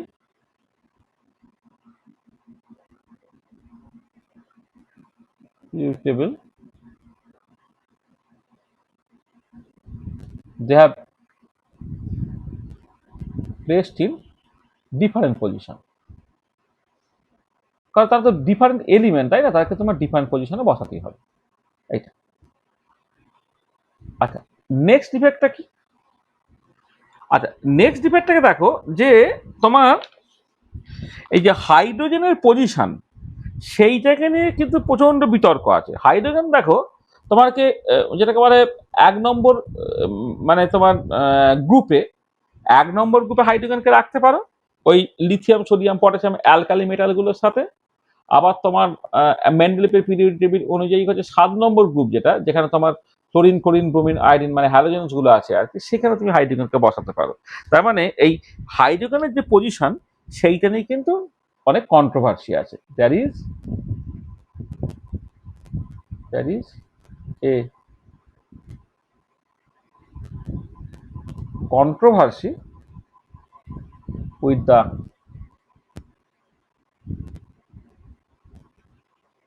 position of hydrogen. মানে হাইড্রোজেনকে তোমার গ্রুপ 1-এ অ্যালকালি মেটালগুলোর সঙ্গে lithium sodium potassium rubidium caesium এদের সঙ্গে রাখার পক্ষেও তুমি প্রচুর যুক্তি পাবে। আবার উল্টো দিকে গ্রুপ 7-এ যে হ্যালোজেন্সগুলো আছে ফ্লোরিন ক্লোরিন ব্রোমিন আয়োডিন অ্যাট্রাকিন তাদের সঙ্গেও রাখার কিন্তু প্রচুর তুমি যুক্তি পাবে। ঠিক আছে, এখানে এই হাইড্রোজেনের পজিশন নিয়ে কিন্তু অনেক তোমার কন্ট্রোভার্সি আছে, সেটা তোমাকে মাথায় রাখতে হবে। আচ্ছা, এবারে তুমি পরে দেখবে যে মানে যখন ধরো তোমার কি বলবো, এই ধরো ল্যান্থানাইট বা অ্যাক্টিনাইটস যখন তুমি দেখবে, ল্যান্থানাইটস মানে হচ্ছে সেখানে 14টা এলিমেন্টকে একটা জায়গার মধ্যে রেখে দেওয়া হয়েছে, বা অ্যাক্টিনাইটসের ক্ষেত্রে 14টা এলিমেন্ট যাদের ডিফারেন্ট অ্যাটমিক ওয়েট তাদেরকে একটা পার্টিকুলার জায়গাতে রেখে দেওয়া হয়েছে। এটা তোমার অবশ্যই মেন্ডেলিভের পিরিয়ডিক টেবিলে একটা ডিফেক্টের মধ্যে তোমার পড়ছে। তার মানে ল্যান্থানাইটস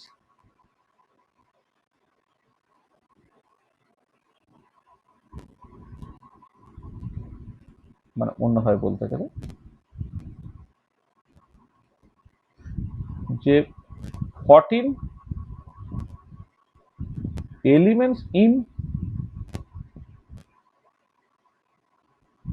lanthanides are placed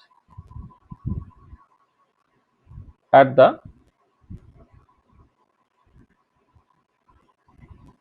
same position।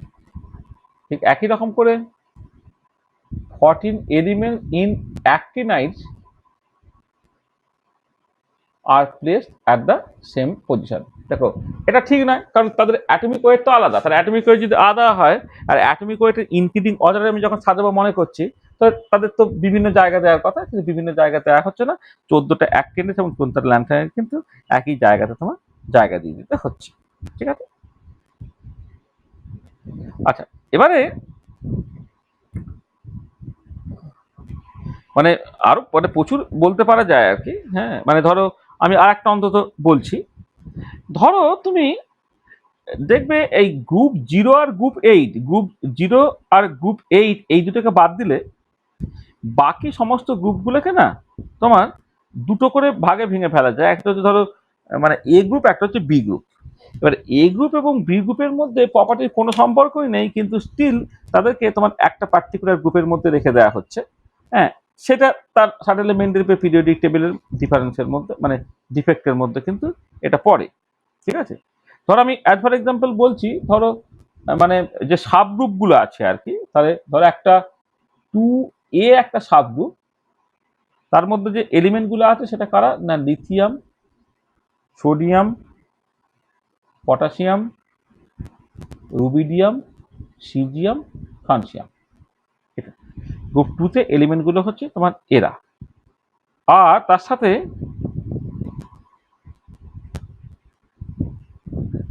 Group 2B যখন তুমি কনসিডার করছো, গ্রুপ 2B-তে কে কে আছে না কপার সিলভার গোল্ড আছে। এবারে এদের দেখো এই গ্রুপ 2A আর 2B, দে হ্যাভ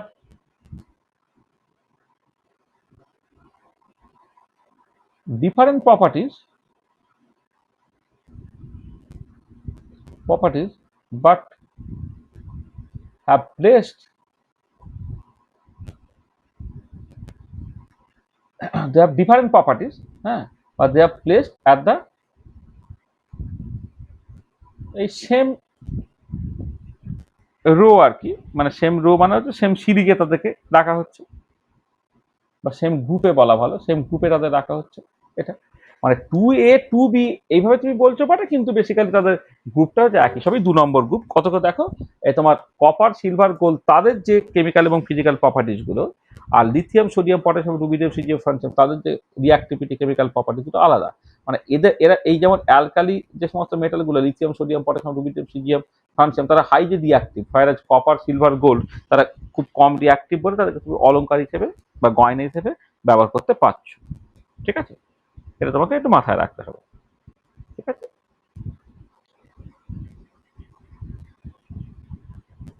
আচ্ছা পরে আমি একটা জিনিস তোমাকে শেখাবো, যেটা তোমাকে ডায়াগোনাল রিলেশনশিপ।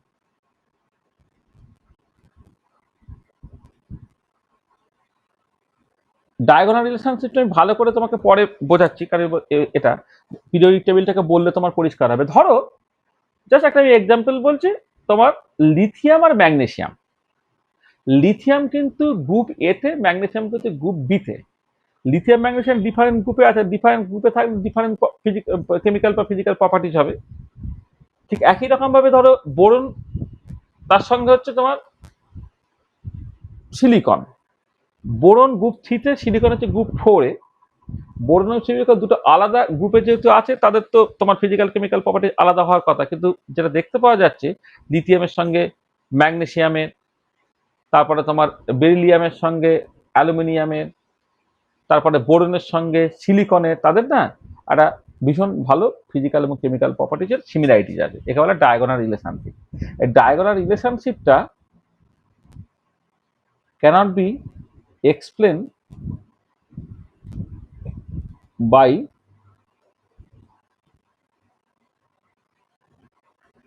মেন্ডেলিভস ল। এই মেন্ডেলিভস থেকে লটাকে কাজে লাগিয়ে তুমি কিন্তু এইটাকে এক্সপ্লেন করতে পারবে না, ঠিক আছে? আচ্ছা, এছাড়া তুমি দেখবে যে কোনো একটা গ্রুপের যে ফার্স্ট এলিমেন্ট, ধরো লিথিয়ামের সঙ্গে সঙ্গে বাকিগুলো, বা বেরিলিয়ামের সঙ্গে বাকিগুলো, বা বোরনের সঙ্গে সেই গ্রুপের পরের এলিমেন্টগুলো, তাদের না তোমার ফিজিক্যাল এবং কেমিক্যাল প্রপার্টির মধ্যে অনেকটা ডিফারেন্স আছে। সেই তাদের যে এই যে ড্রাস্টিক যে ডিফারেন্ট যে বিহেভিয়ারটা, সেটাও কিন্তু মেন্ডেলিভের পিরিয়ডিক টেবিল থেকে এক্সপ্লেন করতে পারা যায় না। তার মানে the first element in each group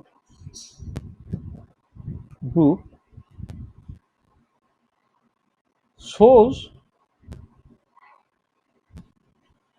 drastically different properties. This cannot be explained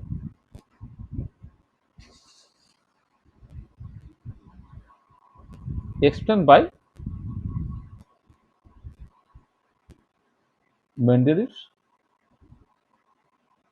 periodic law.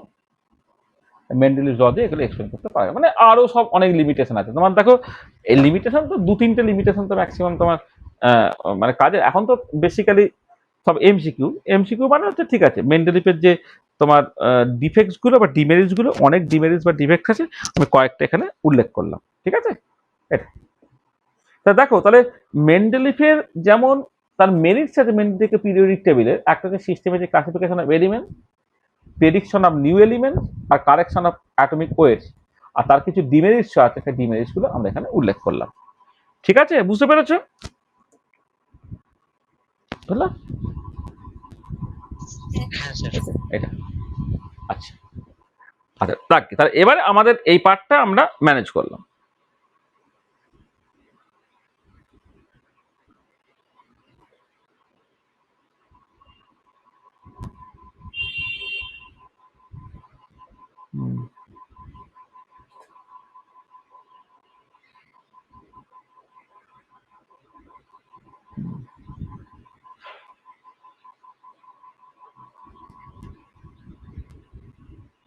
আচ্ছা আচ্ছা, তাহলে দেখো, তাহলে এই যে তুমি মেন্ডেলিভের পিরিয়ডিক প্রপার্টি টেবিলের বা পিরিয়ডিক লয়ে তুমি এত বেশি ডিফেক্ট পেলে, হ্যাঁ, তাহলে নিশ্চয়ই কোথাও একটা না একটা বিশেষ গন্ডগোল হচ্ছে, নাহলে এত ডিফেক্টস হয় না, ঠিক আছে? যখন ঠিক ঠিক যে মূল কারণটা যখন ধরতে পারা যায় না, তখনই কেবলমাত্র না এত ডিফেক্টস চোখের সামনে আসে আর কি। তাহলে মেন্ডেলিভের পিরিয়ডিক টেবিল যেমন খুবই সাকসেসফুল একটা ব্যাপার, হ্যাঁ, খুবই একটা ইম্পর্টেন্ট একটা ব্যাপার, কিন্তু কোথাও একটা নিশ্চয়ই গন্ডগোল থাকছে, সেই জন্যে কারণ অনেক বেশি ডিফেক্টস চলে আসছে। আচ্ছা, এবারে যেটা হলো যে 1913 সালে, হ্যাঁ, বিজ্ঞানী মসলে, তিনি না বিজ্ঞানী মসলে তিনি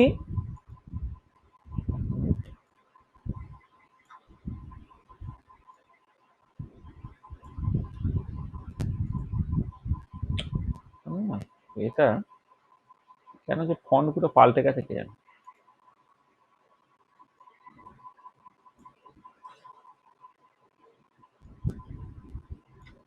হ্যাঁ, চলো যেটা বলছিলাম, এই 1913 সালে বিজ্ঞানী মসলে তিনি তার ইম্পর্টেন্ট একটা কাজ করলেন, যাকে বলে যে মসলে ওয়ার্ক, মানে সেটা ক্যারেক্টারিস্টিক্স এক্স এর সংক্রান্ত। 1913 সালে বিজ্ঞানী মশলে কি করছেন?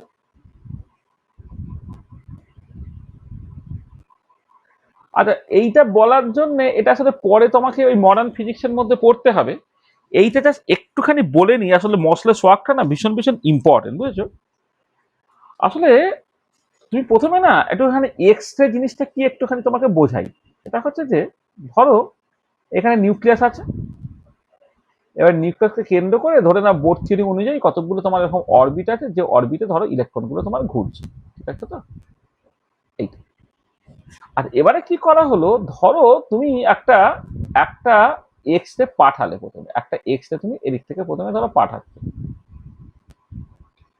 আচ্ছা, এক্স এর পেনিট্রেশন পাওয়ার খুব বেশি বলে এক্স রে যখন পাঠানো হচ্ছে, সে কি করছে, ধরো তোমার এইখানে এইখানে কোনো একটা ইলেকট্রন তো ছিল, এই ইলেকট্রনটাকে সিম্পলি বের করে দিচ্ছে, মানে এই ইলেকট্রনটাকে ধাক্কা দিয়ে তোমার বের করে দিলাম, ইলেকট্রনকে স্ক্যাটার করে। তাহলে কি হলো, এখানে একটা ভ্যাকেন্সি তৈরি হলো। তখন কি হবে, এই আপার লেভেল থেকে একটা ইলেকট্রন তোমার নিচের লেভেলে নেমে আসবে। যখন নেমে আসবে, সে একটা রেডিয়েশন ছাড়বে, যেটা বেসিক্যালি তোমার একটা এক্স রে। এবার এই এক্স এর ওয়েভলেন্থটা বেসিক্যালি ফিক্সড। তার কারণটা কি? কারণ এই দুটো লেভেলের মধ্যে এনার্জি গ্যাপ যেহেতু ফিক্সড, এই লেভেল থেকে এই লেভেলে যখন তোমার ইলেকট্রনটা নেমে আসছে, তখন যে রেডিয়েশনটা ছাড়ছে তার ফ্রিকোয়েন্সিটা ফিক্সড হয়ে যাচ্ছে, এবং এটাকে বলা হবে তোমার ক্যারেক্টারিস্টিক্স এক্স রে। দু রকমের এক্সরে, একটা কন্টিনিউয়াস এক্সরে আর একটা ক্যারেক্টারিস্টিক্স এক্সরে। আমি এখানে ইন্টারেস্টেড ক্যারেক্টারিস্টিক্স এক্সরে দিয়ে। তাহলে দেখো, ধরো এই এই নিউক্লিয়াসকে কেন্দ্র করে যে পরের যে কক্ষগুলো n = 1 হলে সেটাকে নাম দেওয়া হচ্ছে কে, এল, এম, এন, এইরকম সব নাম দিতে শিখেছো না? প্রথম যে বোর অরবিটের ক্ষেত্রে কে কক্ষ, কে কক্ষ থেকে একটা ইলেকট্রন যদি বেরিয়ে যায়, তাহলে এল থেকে, এম থেকে, এন থেকে তোমার ইলেকট্রন আসতে চাইবে। এল থেকে যদি একটা ইলেকট্রন বেরিয়ে যায়, তাহলে এম বা এন থেকে আসবে, বা এম থেকে একটা বেরিয়ে গেলে সেখান থেকে এন থেকে আসবে। তাহলে এবারে যেটা হচ্ছে যে, এই যে কে থেকে একটা ইলেকট্রন বেরিয়ে গেল করে, যে এল এল বা এম বা এন থেকে যে ইলেকট্রনটা আসছে, তার মতো করে তুমি একটা ফ্রিকোয়েন্সি পাবে, যেটাকে তুমি যা নাম দিচ্ছ কে আলফা, ঠিক আছে? আচ্ছা, এবারে ধরো এল থেকে একটা ইলেকট্রন বেরিয়ে গেল, সেই ইলেকট্রনটা বেরিয়ে গেলে তোমার তার চেয়ে আপার লেভেল, মানে n = 2 থেকে একটা ইলেকট্রন বেরিয়ে গেল, 3, 4, 5, 6 থেকে যে ইলেকট্রন গুলো নামবে, সেটার নাম দিচ্ছে তোমার এল আলফা, মানে কে আলফা, এ আলফা। এই ধরো বিভিন্ন রকমের ক্যারেক্টারিস্টিক এক্স এর কথাটা বলা হচ্ছে। আচ্ছা, এবারে ধরো ধরো আমি, মানে কে আলফা কেন, আলফা হচ্ছে, মানে আমি বলে দিচ্ছি যে কে আলফা মানে কে সিরিজ মানেটা কি, মানে কে সিরিজ মানে হচ্ছে তোমার n = 1 এ নামতে হবে 2, 3, 4, 5, 6 বিভিন্ন জায়গা থেকে। তাহলে আমি ধরো সেই মতো করে কে আলফা মানে হচ্ছে তোমার n = 1 এ নামবে কোথা থেকে, না n = 2 থেকে। এবারে কোর ইলেকট্রন, সে মানে কোর ইলেকট্রন বেরিয়ে গেছে, কে মানে n = 1 ইলেকট্রন বেরিয়ে গেছে, n = 2 থেকে 1 এ আসা হচ্ছে কে আলফা। তাহলে কে বিটা মানে হচ্ছে কি, কে বিটা মানে হচ্ছে n = 1 এ আসবে কিন্তু কোথা থেকে, না n = 3 থেকে। বা কে গামা মানে কত, n = 1 এ নামবে কোথা থেকে, না n = তোমার 4 থেকে, 2, 3, 4 ইত্যাদি থেকে তোমার n = 1 এতে নেমে আসা, সেটা তোমার K series of the characteristic এক্সটা দেবে। আর 2 থেকে 1 এ নেমে আসা মানে সেটা কে আলফা। এইটা ঠিক একই রকম করে ধরো এল আলফা মানে হচ্ছে তোমার n = 2 তে নেমে আসবে, n = 3 থেকে।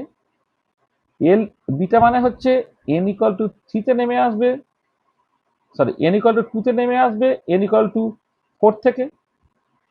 এল গামা মানে হচ্ছে n = 2 তে নেমে আসবে, n = 5 থেকে, এন্ড সো অন। তাহলে এবার আমি আলোচনা করছি এই কে আলফা এবং এল আলফাটা।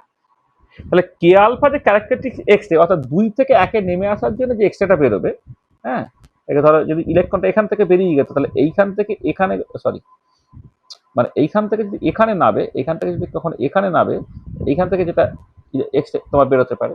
তাহলে 2 থেকে 1 এ নেমে আসা, এই 2 থেকে 1 এ নেমে এলে যে ক্যারেক্টারিস্টিক এক্স রে কে আলফাটা পেলে, তার ফ্রিকোয়েন্সিটা কার উপরে নির্ভর করবে।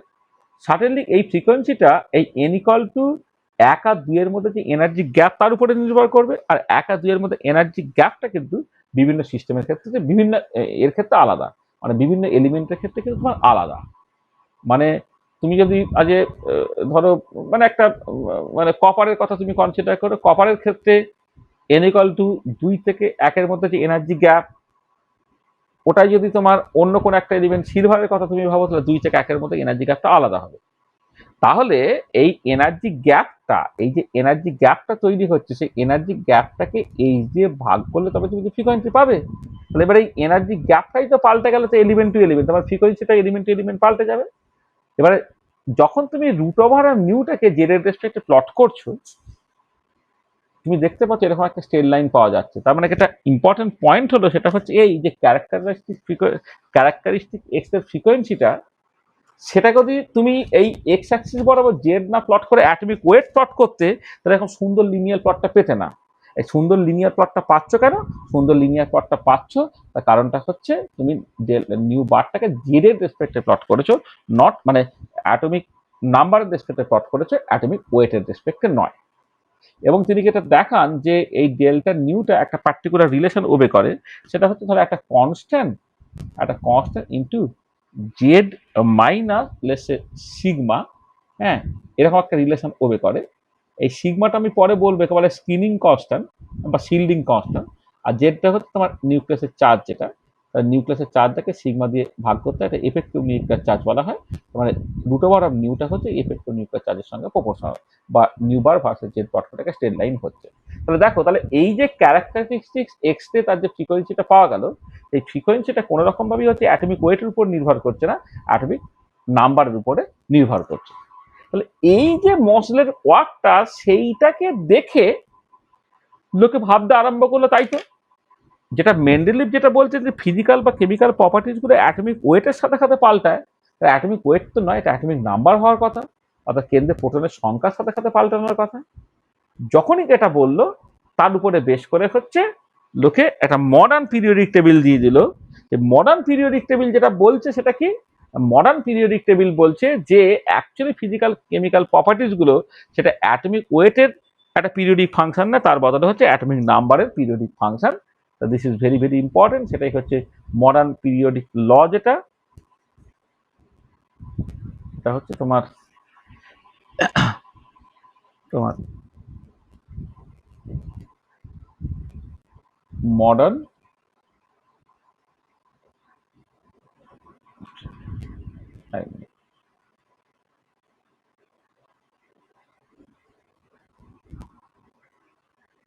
এটা দিয়ে লিখি, বলা হচ্ছে কি the the physical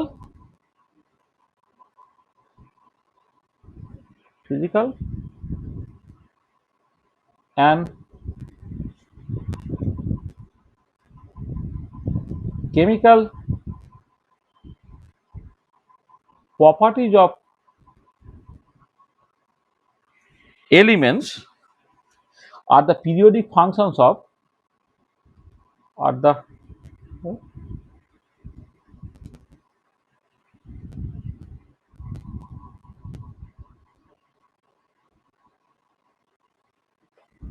periodic functions of atomic number of the elements.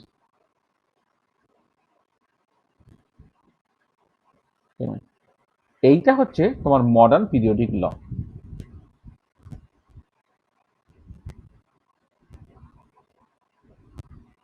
This is the modern periodic law. তাহলে আগে যেটা হতো অ্যাটমিক ওয়েটের রেসপেক্টে পিরিয়ডিক প্রপার্টিগুলো, মানে প্রপার্টিগুলো পিরিয়ডিক্যালি চেঞ্জ হচ্ছে, তার বদলে আমি এটাকে পাল্টে দিলাম, বললাম কি তোমার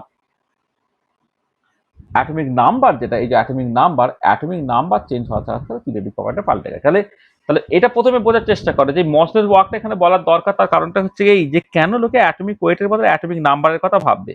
কারণ যখন এই ক্যারেক্টারিস্টিক এক্স এর ফ্রিকোয়েন্সি ভার্সেস তুমি অ্যাটমিক ওয়েট প্লট করছো, তুমি কোনো রকম সুন্দর লিনিয়ার স্ট্রেট লাইন পাচ্ছ না। কিন্তু যদি তুমি অ্যাটমিক নাম্বারের রেসপেক্টে প্লট করো, সুন্দর স্ট্রেট লাইন পাচ্ছ। এটা বেসিক্যালি ইমপ্লাই করছে যে অ্যাটমিক নাম্বারটা হচ্ছে কোন একটা এলিমেন্টের প্রপার্টিটাকে কন্ট্রোল করে, not the atomic weight. Atomic weight কিন্তু কন্ট্রোল করছে না, তারপরে অ্যাটমিক নাম্বারটাই কিন্তু কন্ট্রোল করছে। ঠিক আছে, বোঝাতে পারলাম এটা? হলো? আচ্ছা আচ্ছা, এবারে তোমরা জানো যখনই তুমি অ্যাটমিক ওয়েটের কথা বলে ফেললে, এই অ্যাটমিক নাম্বারের কথা বলে ফেললে, অ্যাটমিক নাম্বার মানে প্রোটনের সংখ্যা। আচ্ছা, যখনই তুমি প্রোটনের সংখ্যা বলবে তখন তো অটোমেটিক্যালি প্রোটনের সংখ্যা মানে হচ্ছে ইলেকট্রনের সংখ্যা, আর ইলেকট্রনের সংখ্যা বলা মানেই হচ্ছে তোমার একটা ইলেকট্রনিক কনফিগারেশন চলে আসবে। নেক্সট যেটা চলে এলো সেটা হচ্ছে বলা হলো যে ঠিক আছে, যখন আমি পিরিয়ডিক টেবিলটাকে সাজাবো, তার পিরিয়ডিক টেবিলটাকে সাজানোর জন্য তোমার অ্যাকচুয়ালি যেটা লাগবে সেটা হচ্ছে কোথায় গেল কোথায় গেল কোথায় গেল কোথায় গেল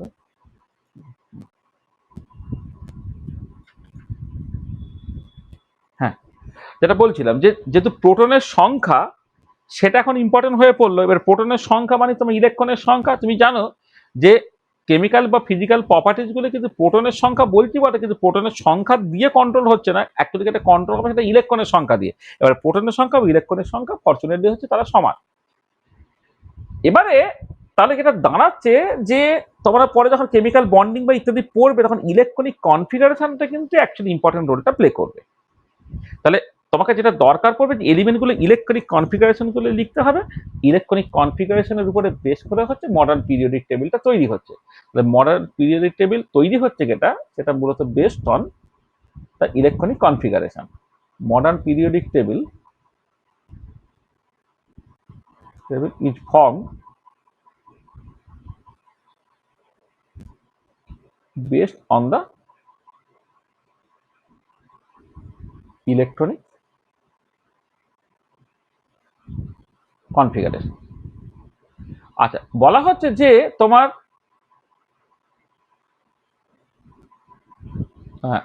ম্যাক্সিমাম নাম্বার অফ, তখন ইলেকট্রনিক কনফিগারেশন তুমি লিখবে তখন maximum value of the principal quantum number, যেটাকে আমি এন বলছি, সেইটা হয়ে যাবে তোমার number of পিরিয়ডটা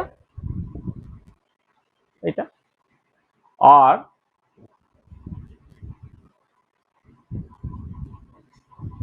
number of valence electrons. Valence electron মানে হচ্ছে কোনো একটা অ্যাটমের সর্ববহিস্থ কক্ষে কত করে ইলেকট্রন আছে, নাম্বার অফ ভ্যালেন্স ইলেকট্রন, সেইটা হয়ে যাচ্ছে তোমার নাম্বার অফ গ্রুপ। হ্যাঁ, মানে নাম্বার অফ পিরিয়ড মানে হচ্ছে পিরিয়ড নাম্বার আর কি, মানে এটা নাম্বার অফ, এটা এটা এখানে ভুল হয়ে যাচ্ছে, মানে গ্রুপ নাম্বার আর পিরিয়ড নাম্বার, এটা হচ্ছে গ্রুপ নাম্বার। এটা তোমার পিরিয়ড নাম্বার, এটা হচ্ছে তোমার গ্রুপ নাম্বার। তার মানে তুমি ইলেকট্রনিক কনফিগারেশন তুমি লেখো, লেখার পরে তুমি দেখো যে ম্যাক্সিমাম প্রিন্সিপাল কোয়ান্টাম নাম্বার কতখানি তোমার লেগেছে, মানে হাইয়েস্ট, এটা ম্যাক্সিমাম ভ্যালু অফ বা হাইয়েস্ট ভ্যালু অফ আর কি, ম্যাক্সিমামটা ভুল হয়ে যাচ্ছে, হাইয়েস্ট ভ্যালু বলা উচিত, সরি।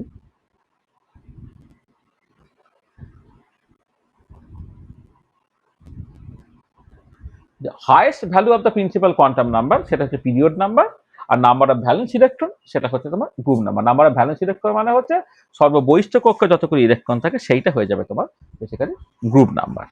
ঠিক আছে, এটা। আচ্ছা, এইটা একটা যেমন ক্লাসিফিকেশন, তার সঙ্গে সঙ্গে আরেকটা একটা ইম্পর্টেন্ট পয়েন্ট, সেটা হচ্ছে এই যখন তুমি ইলেকট্রনিক কনফিগারেশন লিখবে তখন ধরো আমি এই কিছু কিছু ইলেকট্রনিক কনফিগারেশন হলো যেখানে তোমার এই বাইরের ইলেকট্রনিক কনফিগারেশন এনএস 1 থেকে 2 তোমার হতে পারে, NS1 বা NS2, এইটা একটা। আচ্ছা, কখনো কখনো তুমি দেখবে ইলেকট্রনিক কনফিগারেশনে বহিষ্ঠ কক্ষে যে ইলেকট্রনিক কনফিগারেশনটা সেখানে বেসিক্যালি পি সেলে ইলেকট্রনটা আছে।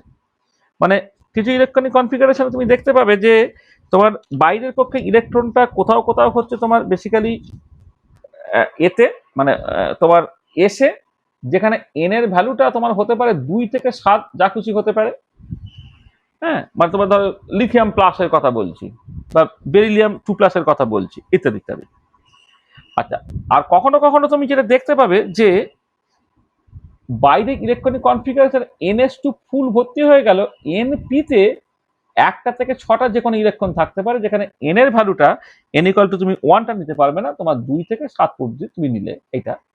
তাহলে দেখো কিছু কিছু ক্ষেত্রে আউটারমোস্ট ইলেকট্রনিক কনফিগারেশনটাই হচ্ছে NS এ ওটা W অকুপাইড হয়ে গেছে, কিন্তু এনপিতে 1 থেকে 6 যে কোনো নাম্বারে তোমার ইলেকট্রন থাকতে পারে। যেমন ধরো তুমি ক্লোরিনের কথা ভাবছো, পি অরবিটালে 5টা ইলেকট্রন আছে। অক্সিজেনের কথা ভাবছো, পি অরবিটালে তোমার 4টে ইলেকট্রন আছে, ইত্যাদি ইত্যাদি আর কি। আর যখন তোমার আরেক রকমের সিচুয়েশন হবে যেখানে বাইরের কক্ষের ইলেকট্রনটা বেসিক্যালি ডি অরবিটালে, হ্যাঁ এটা এরকম দেখতে হয়, তখন মানে ডি অরবিটালে যখন ইলেকট্রনটা থাকে তখন সবচেয়ে বাইরের কক্ষে তো তোমার এনএস এ 0 থেকে 2, এটা এনএস তো 1 থেকে 2, হ্যাঁ এটা 0 থেকে 2, আর তার আগে n-1 এ ডি 1 থেকে 10, এটা ডি। যেমন ধরো তুমি ওই স্ক্যান্ডিয়াম থেকে শুরু করে জিঙ্ক পর্যন্ত তুমি ইলেকট্রনিক কনফিগারেশন দেখো, ইনক্লুডিং কপার, ক্রোমিয়াম ইত্যাদি ইত্যাদি। আমি ইলেকট্রনিক কনফিগারেশন দেখে তোমাদের শিখিয়েছিলাম তো, সেখানে তুমি যেটা দেখতে পাবে যে দেখো, ধরো আমি যদি কপার ইলেকট্রনিক কনফিগারেশন লিখি, তোমার আর্গন পর্যন্ত হয়ে গেল, বাইরের কক্ষটা কি হচ্ছে না 3d10 হচ্ছে, 4s1 হচ্ছে, 3d10 4s1। দেখো এই শেষেরটা এই 4s1 0 থেকে 2 এর মধ্যে, বা জিঙ্ক যদি করো 4s তোমার 2 হয়ে যাচ্ছে, আর এটা হচ্ছে 3dটা হচ্ছে তোমার 10 হয়ে যাচ্ছে ইত্যাদি। আর কিছু কিছু ক্ষেত্রে তুমি যেটা দেখতে পাবে ইলেকট্রনিক কনফিগারেশনটা এরকম দেখতে, তোমার n-2 এর 1 থেকে 14, n-1 ডি 0 থেকে 10, আর ns2।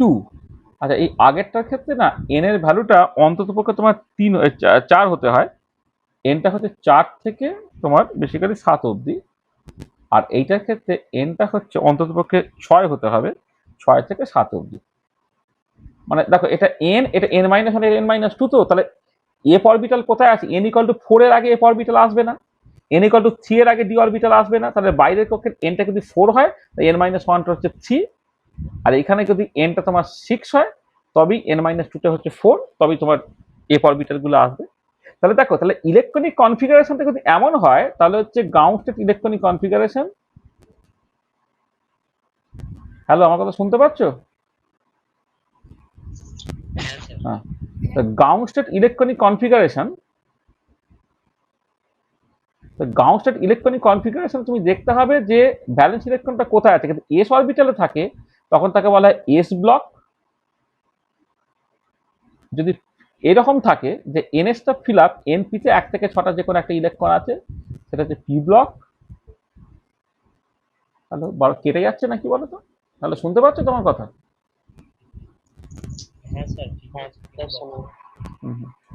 আচ্ছা, এবারে তোমার যদি ডি অরবিটাল ইলেকট্রন থাকে তখন ডি ব্লক এলিমেন্টস বলা হচ্ছে, আর এটাকে বলা হচ্ছে এ ব্লক এলিমেন্ট। তার মানে এই যে এলিমেন্টস গুলোকে তুমি 4টে ক্যাটাগরিতে এখন ভাগ করে ফেলতে পারছো, S block, P block, D block এবং এফ ব্লক। সবটাই কিসের উপরে বেশ করে না, সবটা হচ্ছে তুমি যদি ইলেকট্রনিক কনফিগারেশনটাকে লেখো, ইলেকট্রনিক কনফিগারেশনে লেখো যে ভ্যালেন্স ইলেকট্রনটা একটু তোমার কোথায় আছে, এসে আছে না পিতে আছে না ডিতে না এফে, যেখানে আছে তার উপরে নির্ভর করে তোমার এস ব্লক না পি ব্লক না ডি ব্লক না এ ব্লক সেটা ঠিক হবে। তার মানে এটা দাঁড়াচ্ছে দেখো যে মডার্ন যে পিরিয়ডিক টেবিলটা সেটা basically based on electronic configuration. সেখান থেকে দুটো জিনিস খুব ইম্পর্টেন্ট, যে highest value of the principal quantum number সেটা পিরিয়ড নাম্বার দেবে, আর নাম্বার অফ ভ্যালেন্স ইলেকট্রন সেটা তোমার গ্রুপ নাম্বার দেবে। ঠিক আছে, তাহলে আমি একটা এক্সাম্পল তোমায় বলছি। ধরে নাও, ধরো লেটস সে সোডিয়াম, তার ক্ষেত্রে 11টা ইলেকট্রন, তার ইলেকট্রনিক কনফিগারেশন কি 1s2 2s2 2p6 3s1। আচ্ছা এর পিরিয়ড নাম্বার কত বলো তো, কে বলবে?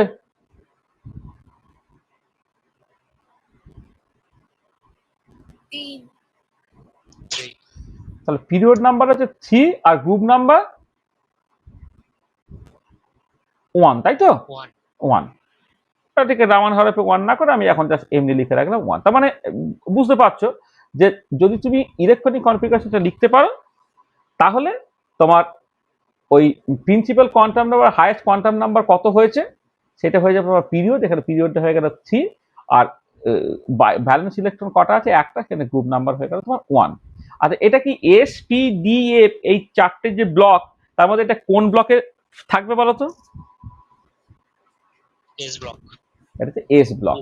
তাহলে এটা হচ্ছে তোমার এস ব্লক এলিমেন্ট।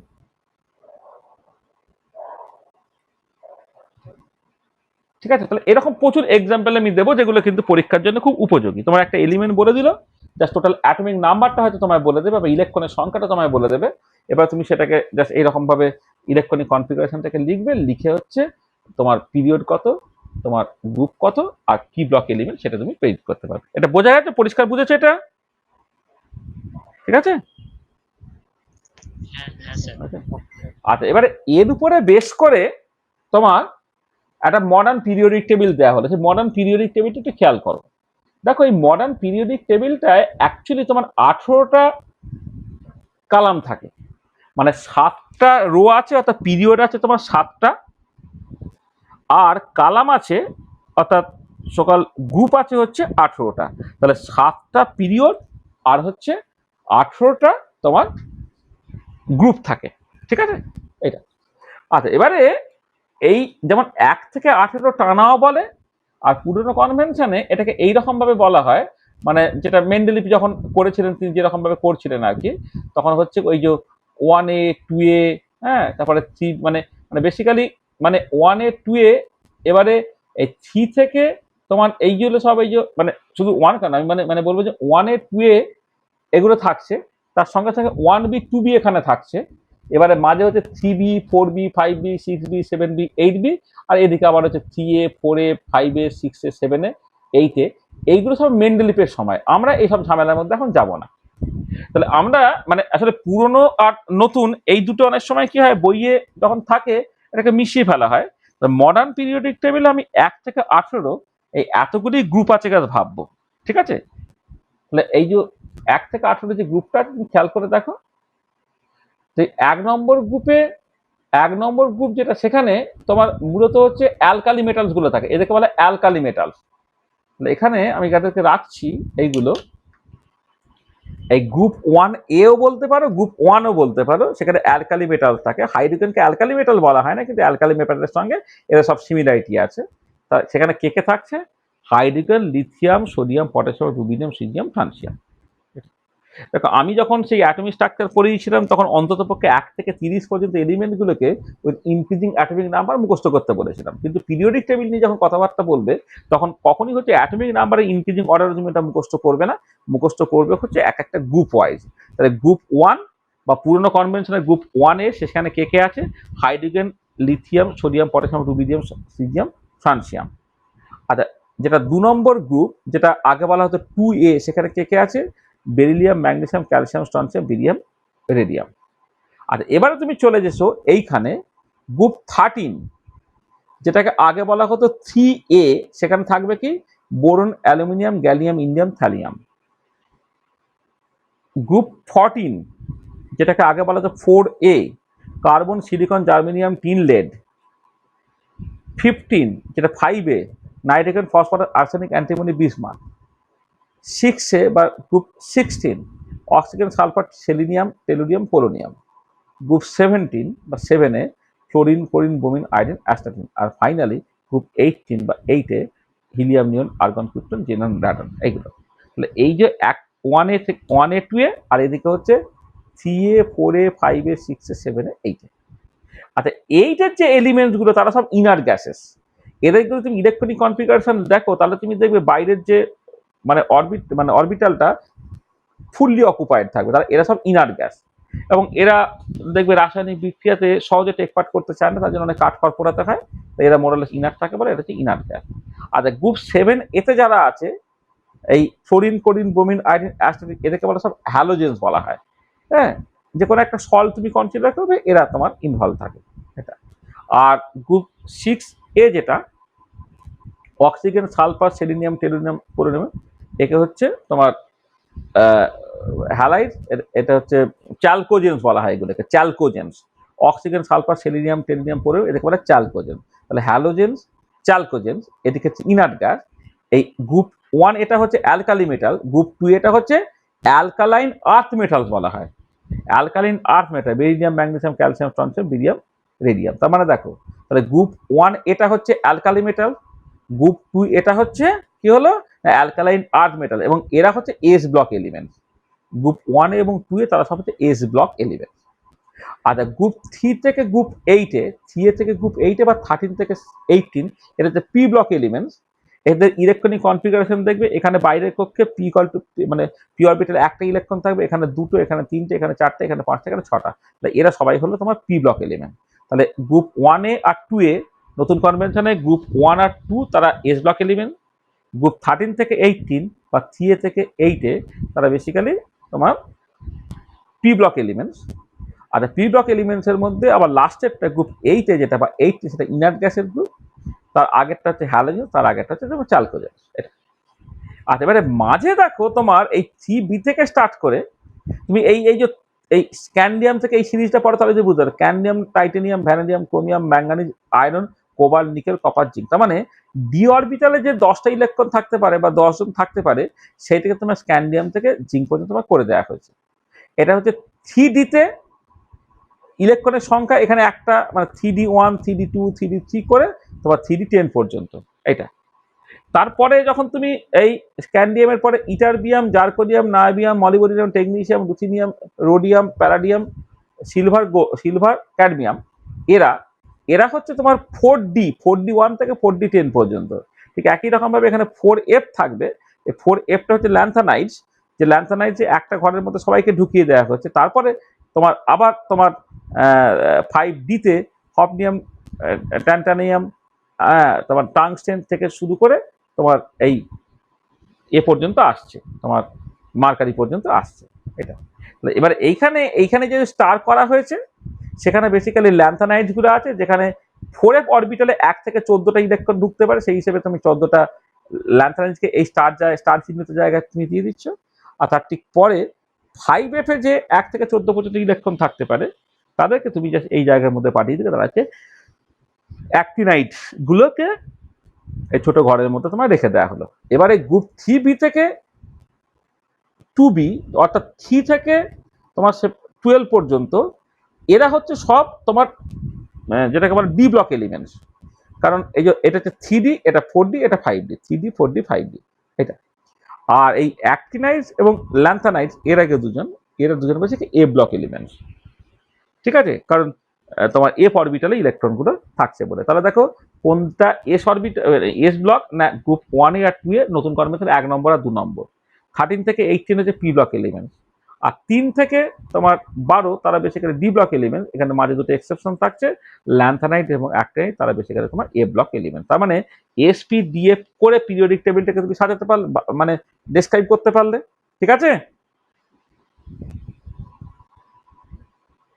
হ্যাঁ স্যার। ঠিক আছে, তাহলে মোটামুটি ভাবে একটু আইডিয়া করে ফেলবে। এই গ্রুপ 1-এ 2-এ তো মুখস্থ করে ফেলছো, 3-এ 4-এ 5-এ 6-এ 7-এ 8-এ, মানে গ্রুপ 1 2 আর এদিকে 13 14 15 16 17 18, এগুলো তোমাকে পুরো মুখস্থ করে ফেলতে হবে পরপর করে।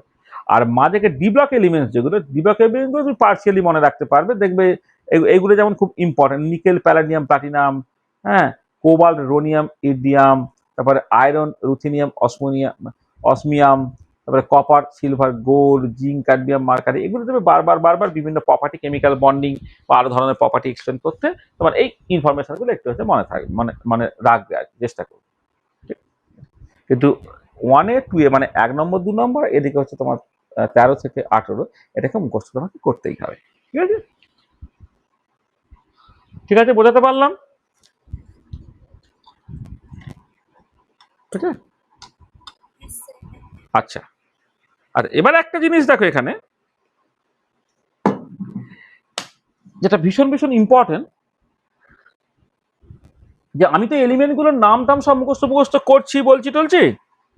এবারে যখন তোমার এগুলো এলো, মানে ট্রান্স অ্যাক্টিনাইডস এলিমেন্টস গুলো এলো, মানে অ্যাটমিক নাম্বার যখন 103 টপকে যাচ্ছে, তখন তো প্রচুর ওরকম এলিমেন্টস তো মানে সংখ্যা বাড়ছে টাড়ছে, তাদের নাম টাম গুলো করাটা বেশ কঠিন হয়ে পড়ছে।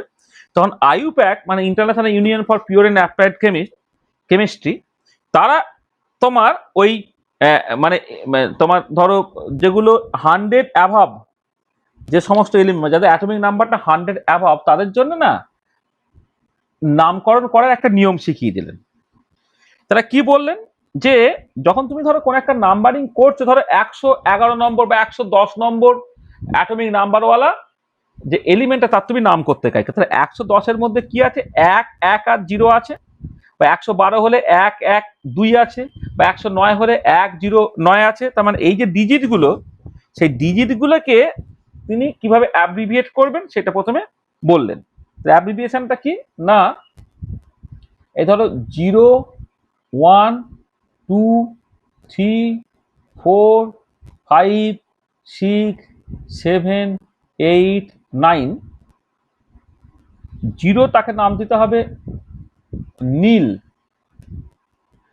1টা হচ্ছে তোমার উন, 2টা হচ্ছে বাই, 3টা হচ্ছে ট্রাই, ডিটা হচ্ছে তোমার কোয়াড, 5টা হচ্ছে তোমার পেন, 6টা হচ্ছে তোমার হেক্স, 7টা হচ্ছে তোমার সেপ্ট, 8টা হচ্ছে তোমার অক্ট, আর 9টা হচ্ছে তোমার N.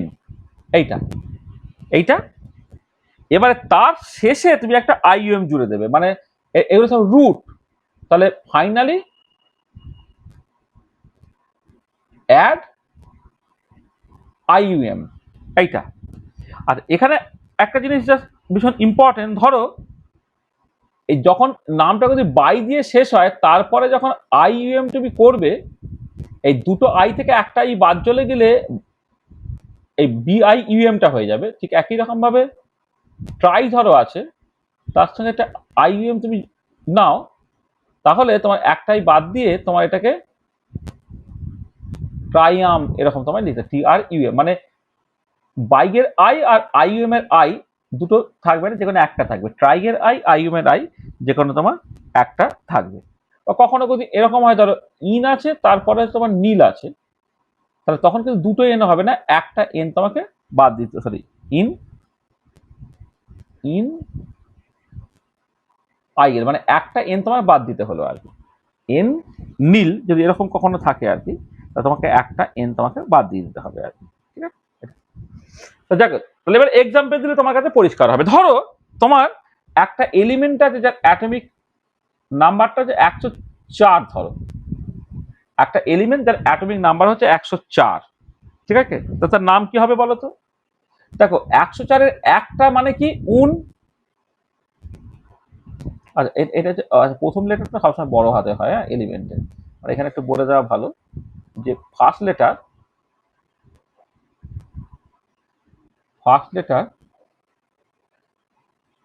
Must be capital. First লেটারটা হচ্ছে তোমার ক্যাপিটাল লিখতে হয়। তাহলে উন নিলে মানে মানে ওয়ানটা মানে কত, উন, উন মানে তুমি ইউএন লিখলে উন। তারপরে কি আছে, জিরো, জিরো মানে কত, নীল। ফোর, ফোর মানে কত, কোয়াড। তারপরে একটা আইইউএম, এটা জুড়ে গেল, ঠিক আছে। এটা এর সিম্বল কি হবে, উন, নীল, এটা তোমার সিম্বল। ধরো 105, তাহলে কি লিখবো, উন, নীল, পেন্টিয়াম। তো সংকেত থেকে হবে UNP, ঠিক আছে। ধরো তোমার 112, ধরো কি লিখবে, উন, উন বাইয়াম, উন বাইয়াম, ঠিক আছে।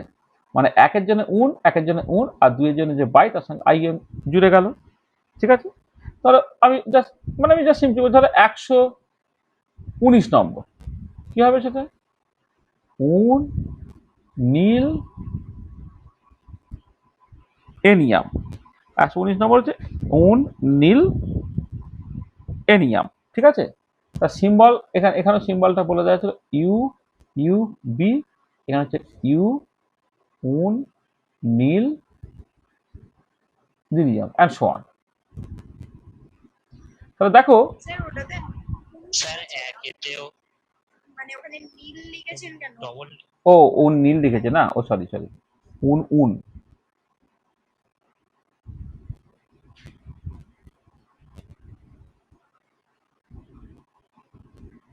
সরি,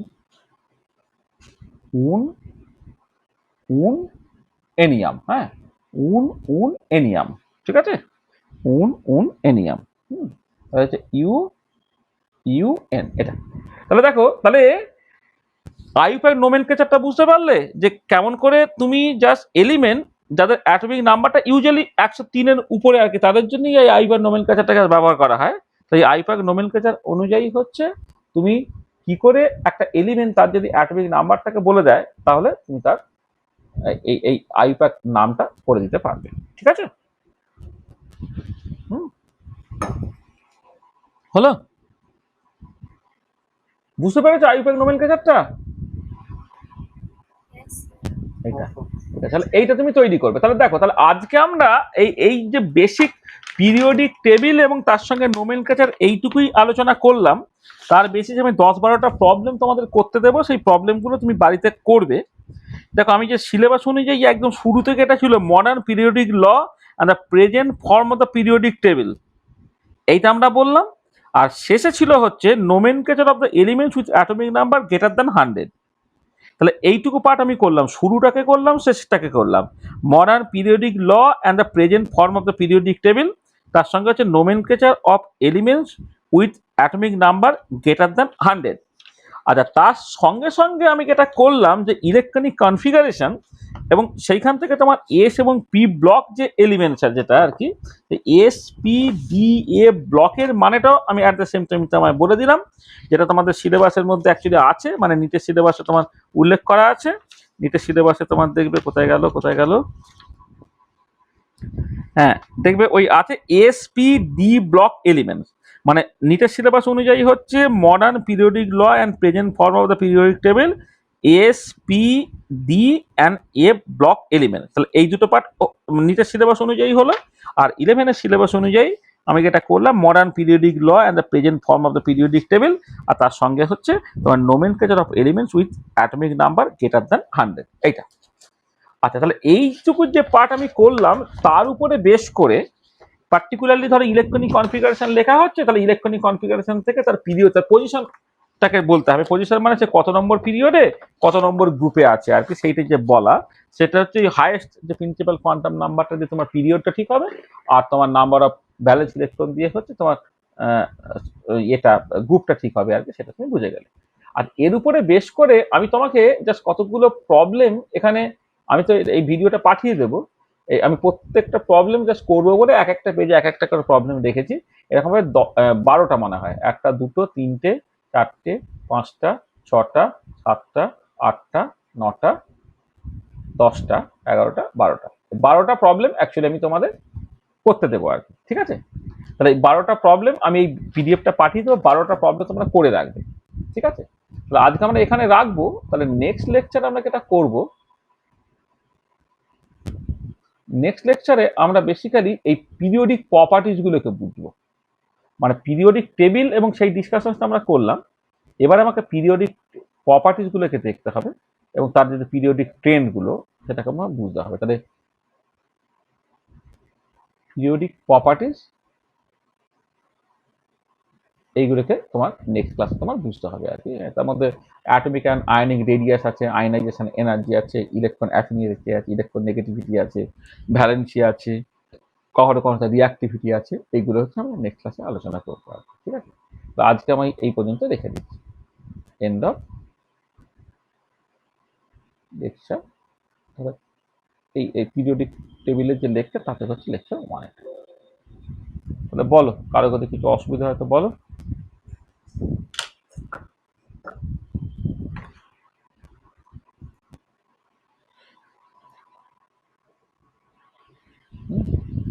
মানে এগুলো ব্ল্যাঙ্ক আছে, আমি জাস্ট এইগুলোতে প্রবলেমগুলোকে কষে দেবো বলে এই ফাঁকা ফাঁকা রেখেছিলাম আর কি। ঠিক আছে? আমি সেই সময়তেই দিচ্ছি, পরের দিন এখানে তোমরা যে যেটা পারলে তার ডাউটগুলো যখন ক্লিয়ার করবে এখানে সলিউশনগুলো করে দেবো, যাতে করে তোমার এটা একটা নোট হিসেবে তোমার কাছে রয়ে যায়। ঠিক আছে?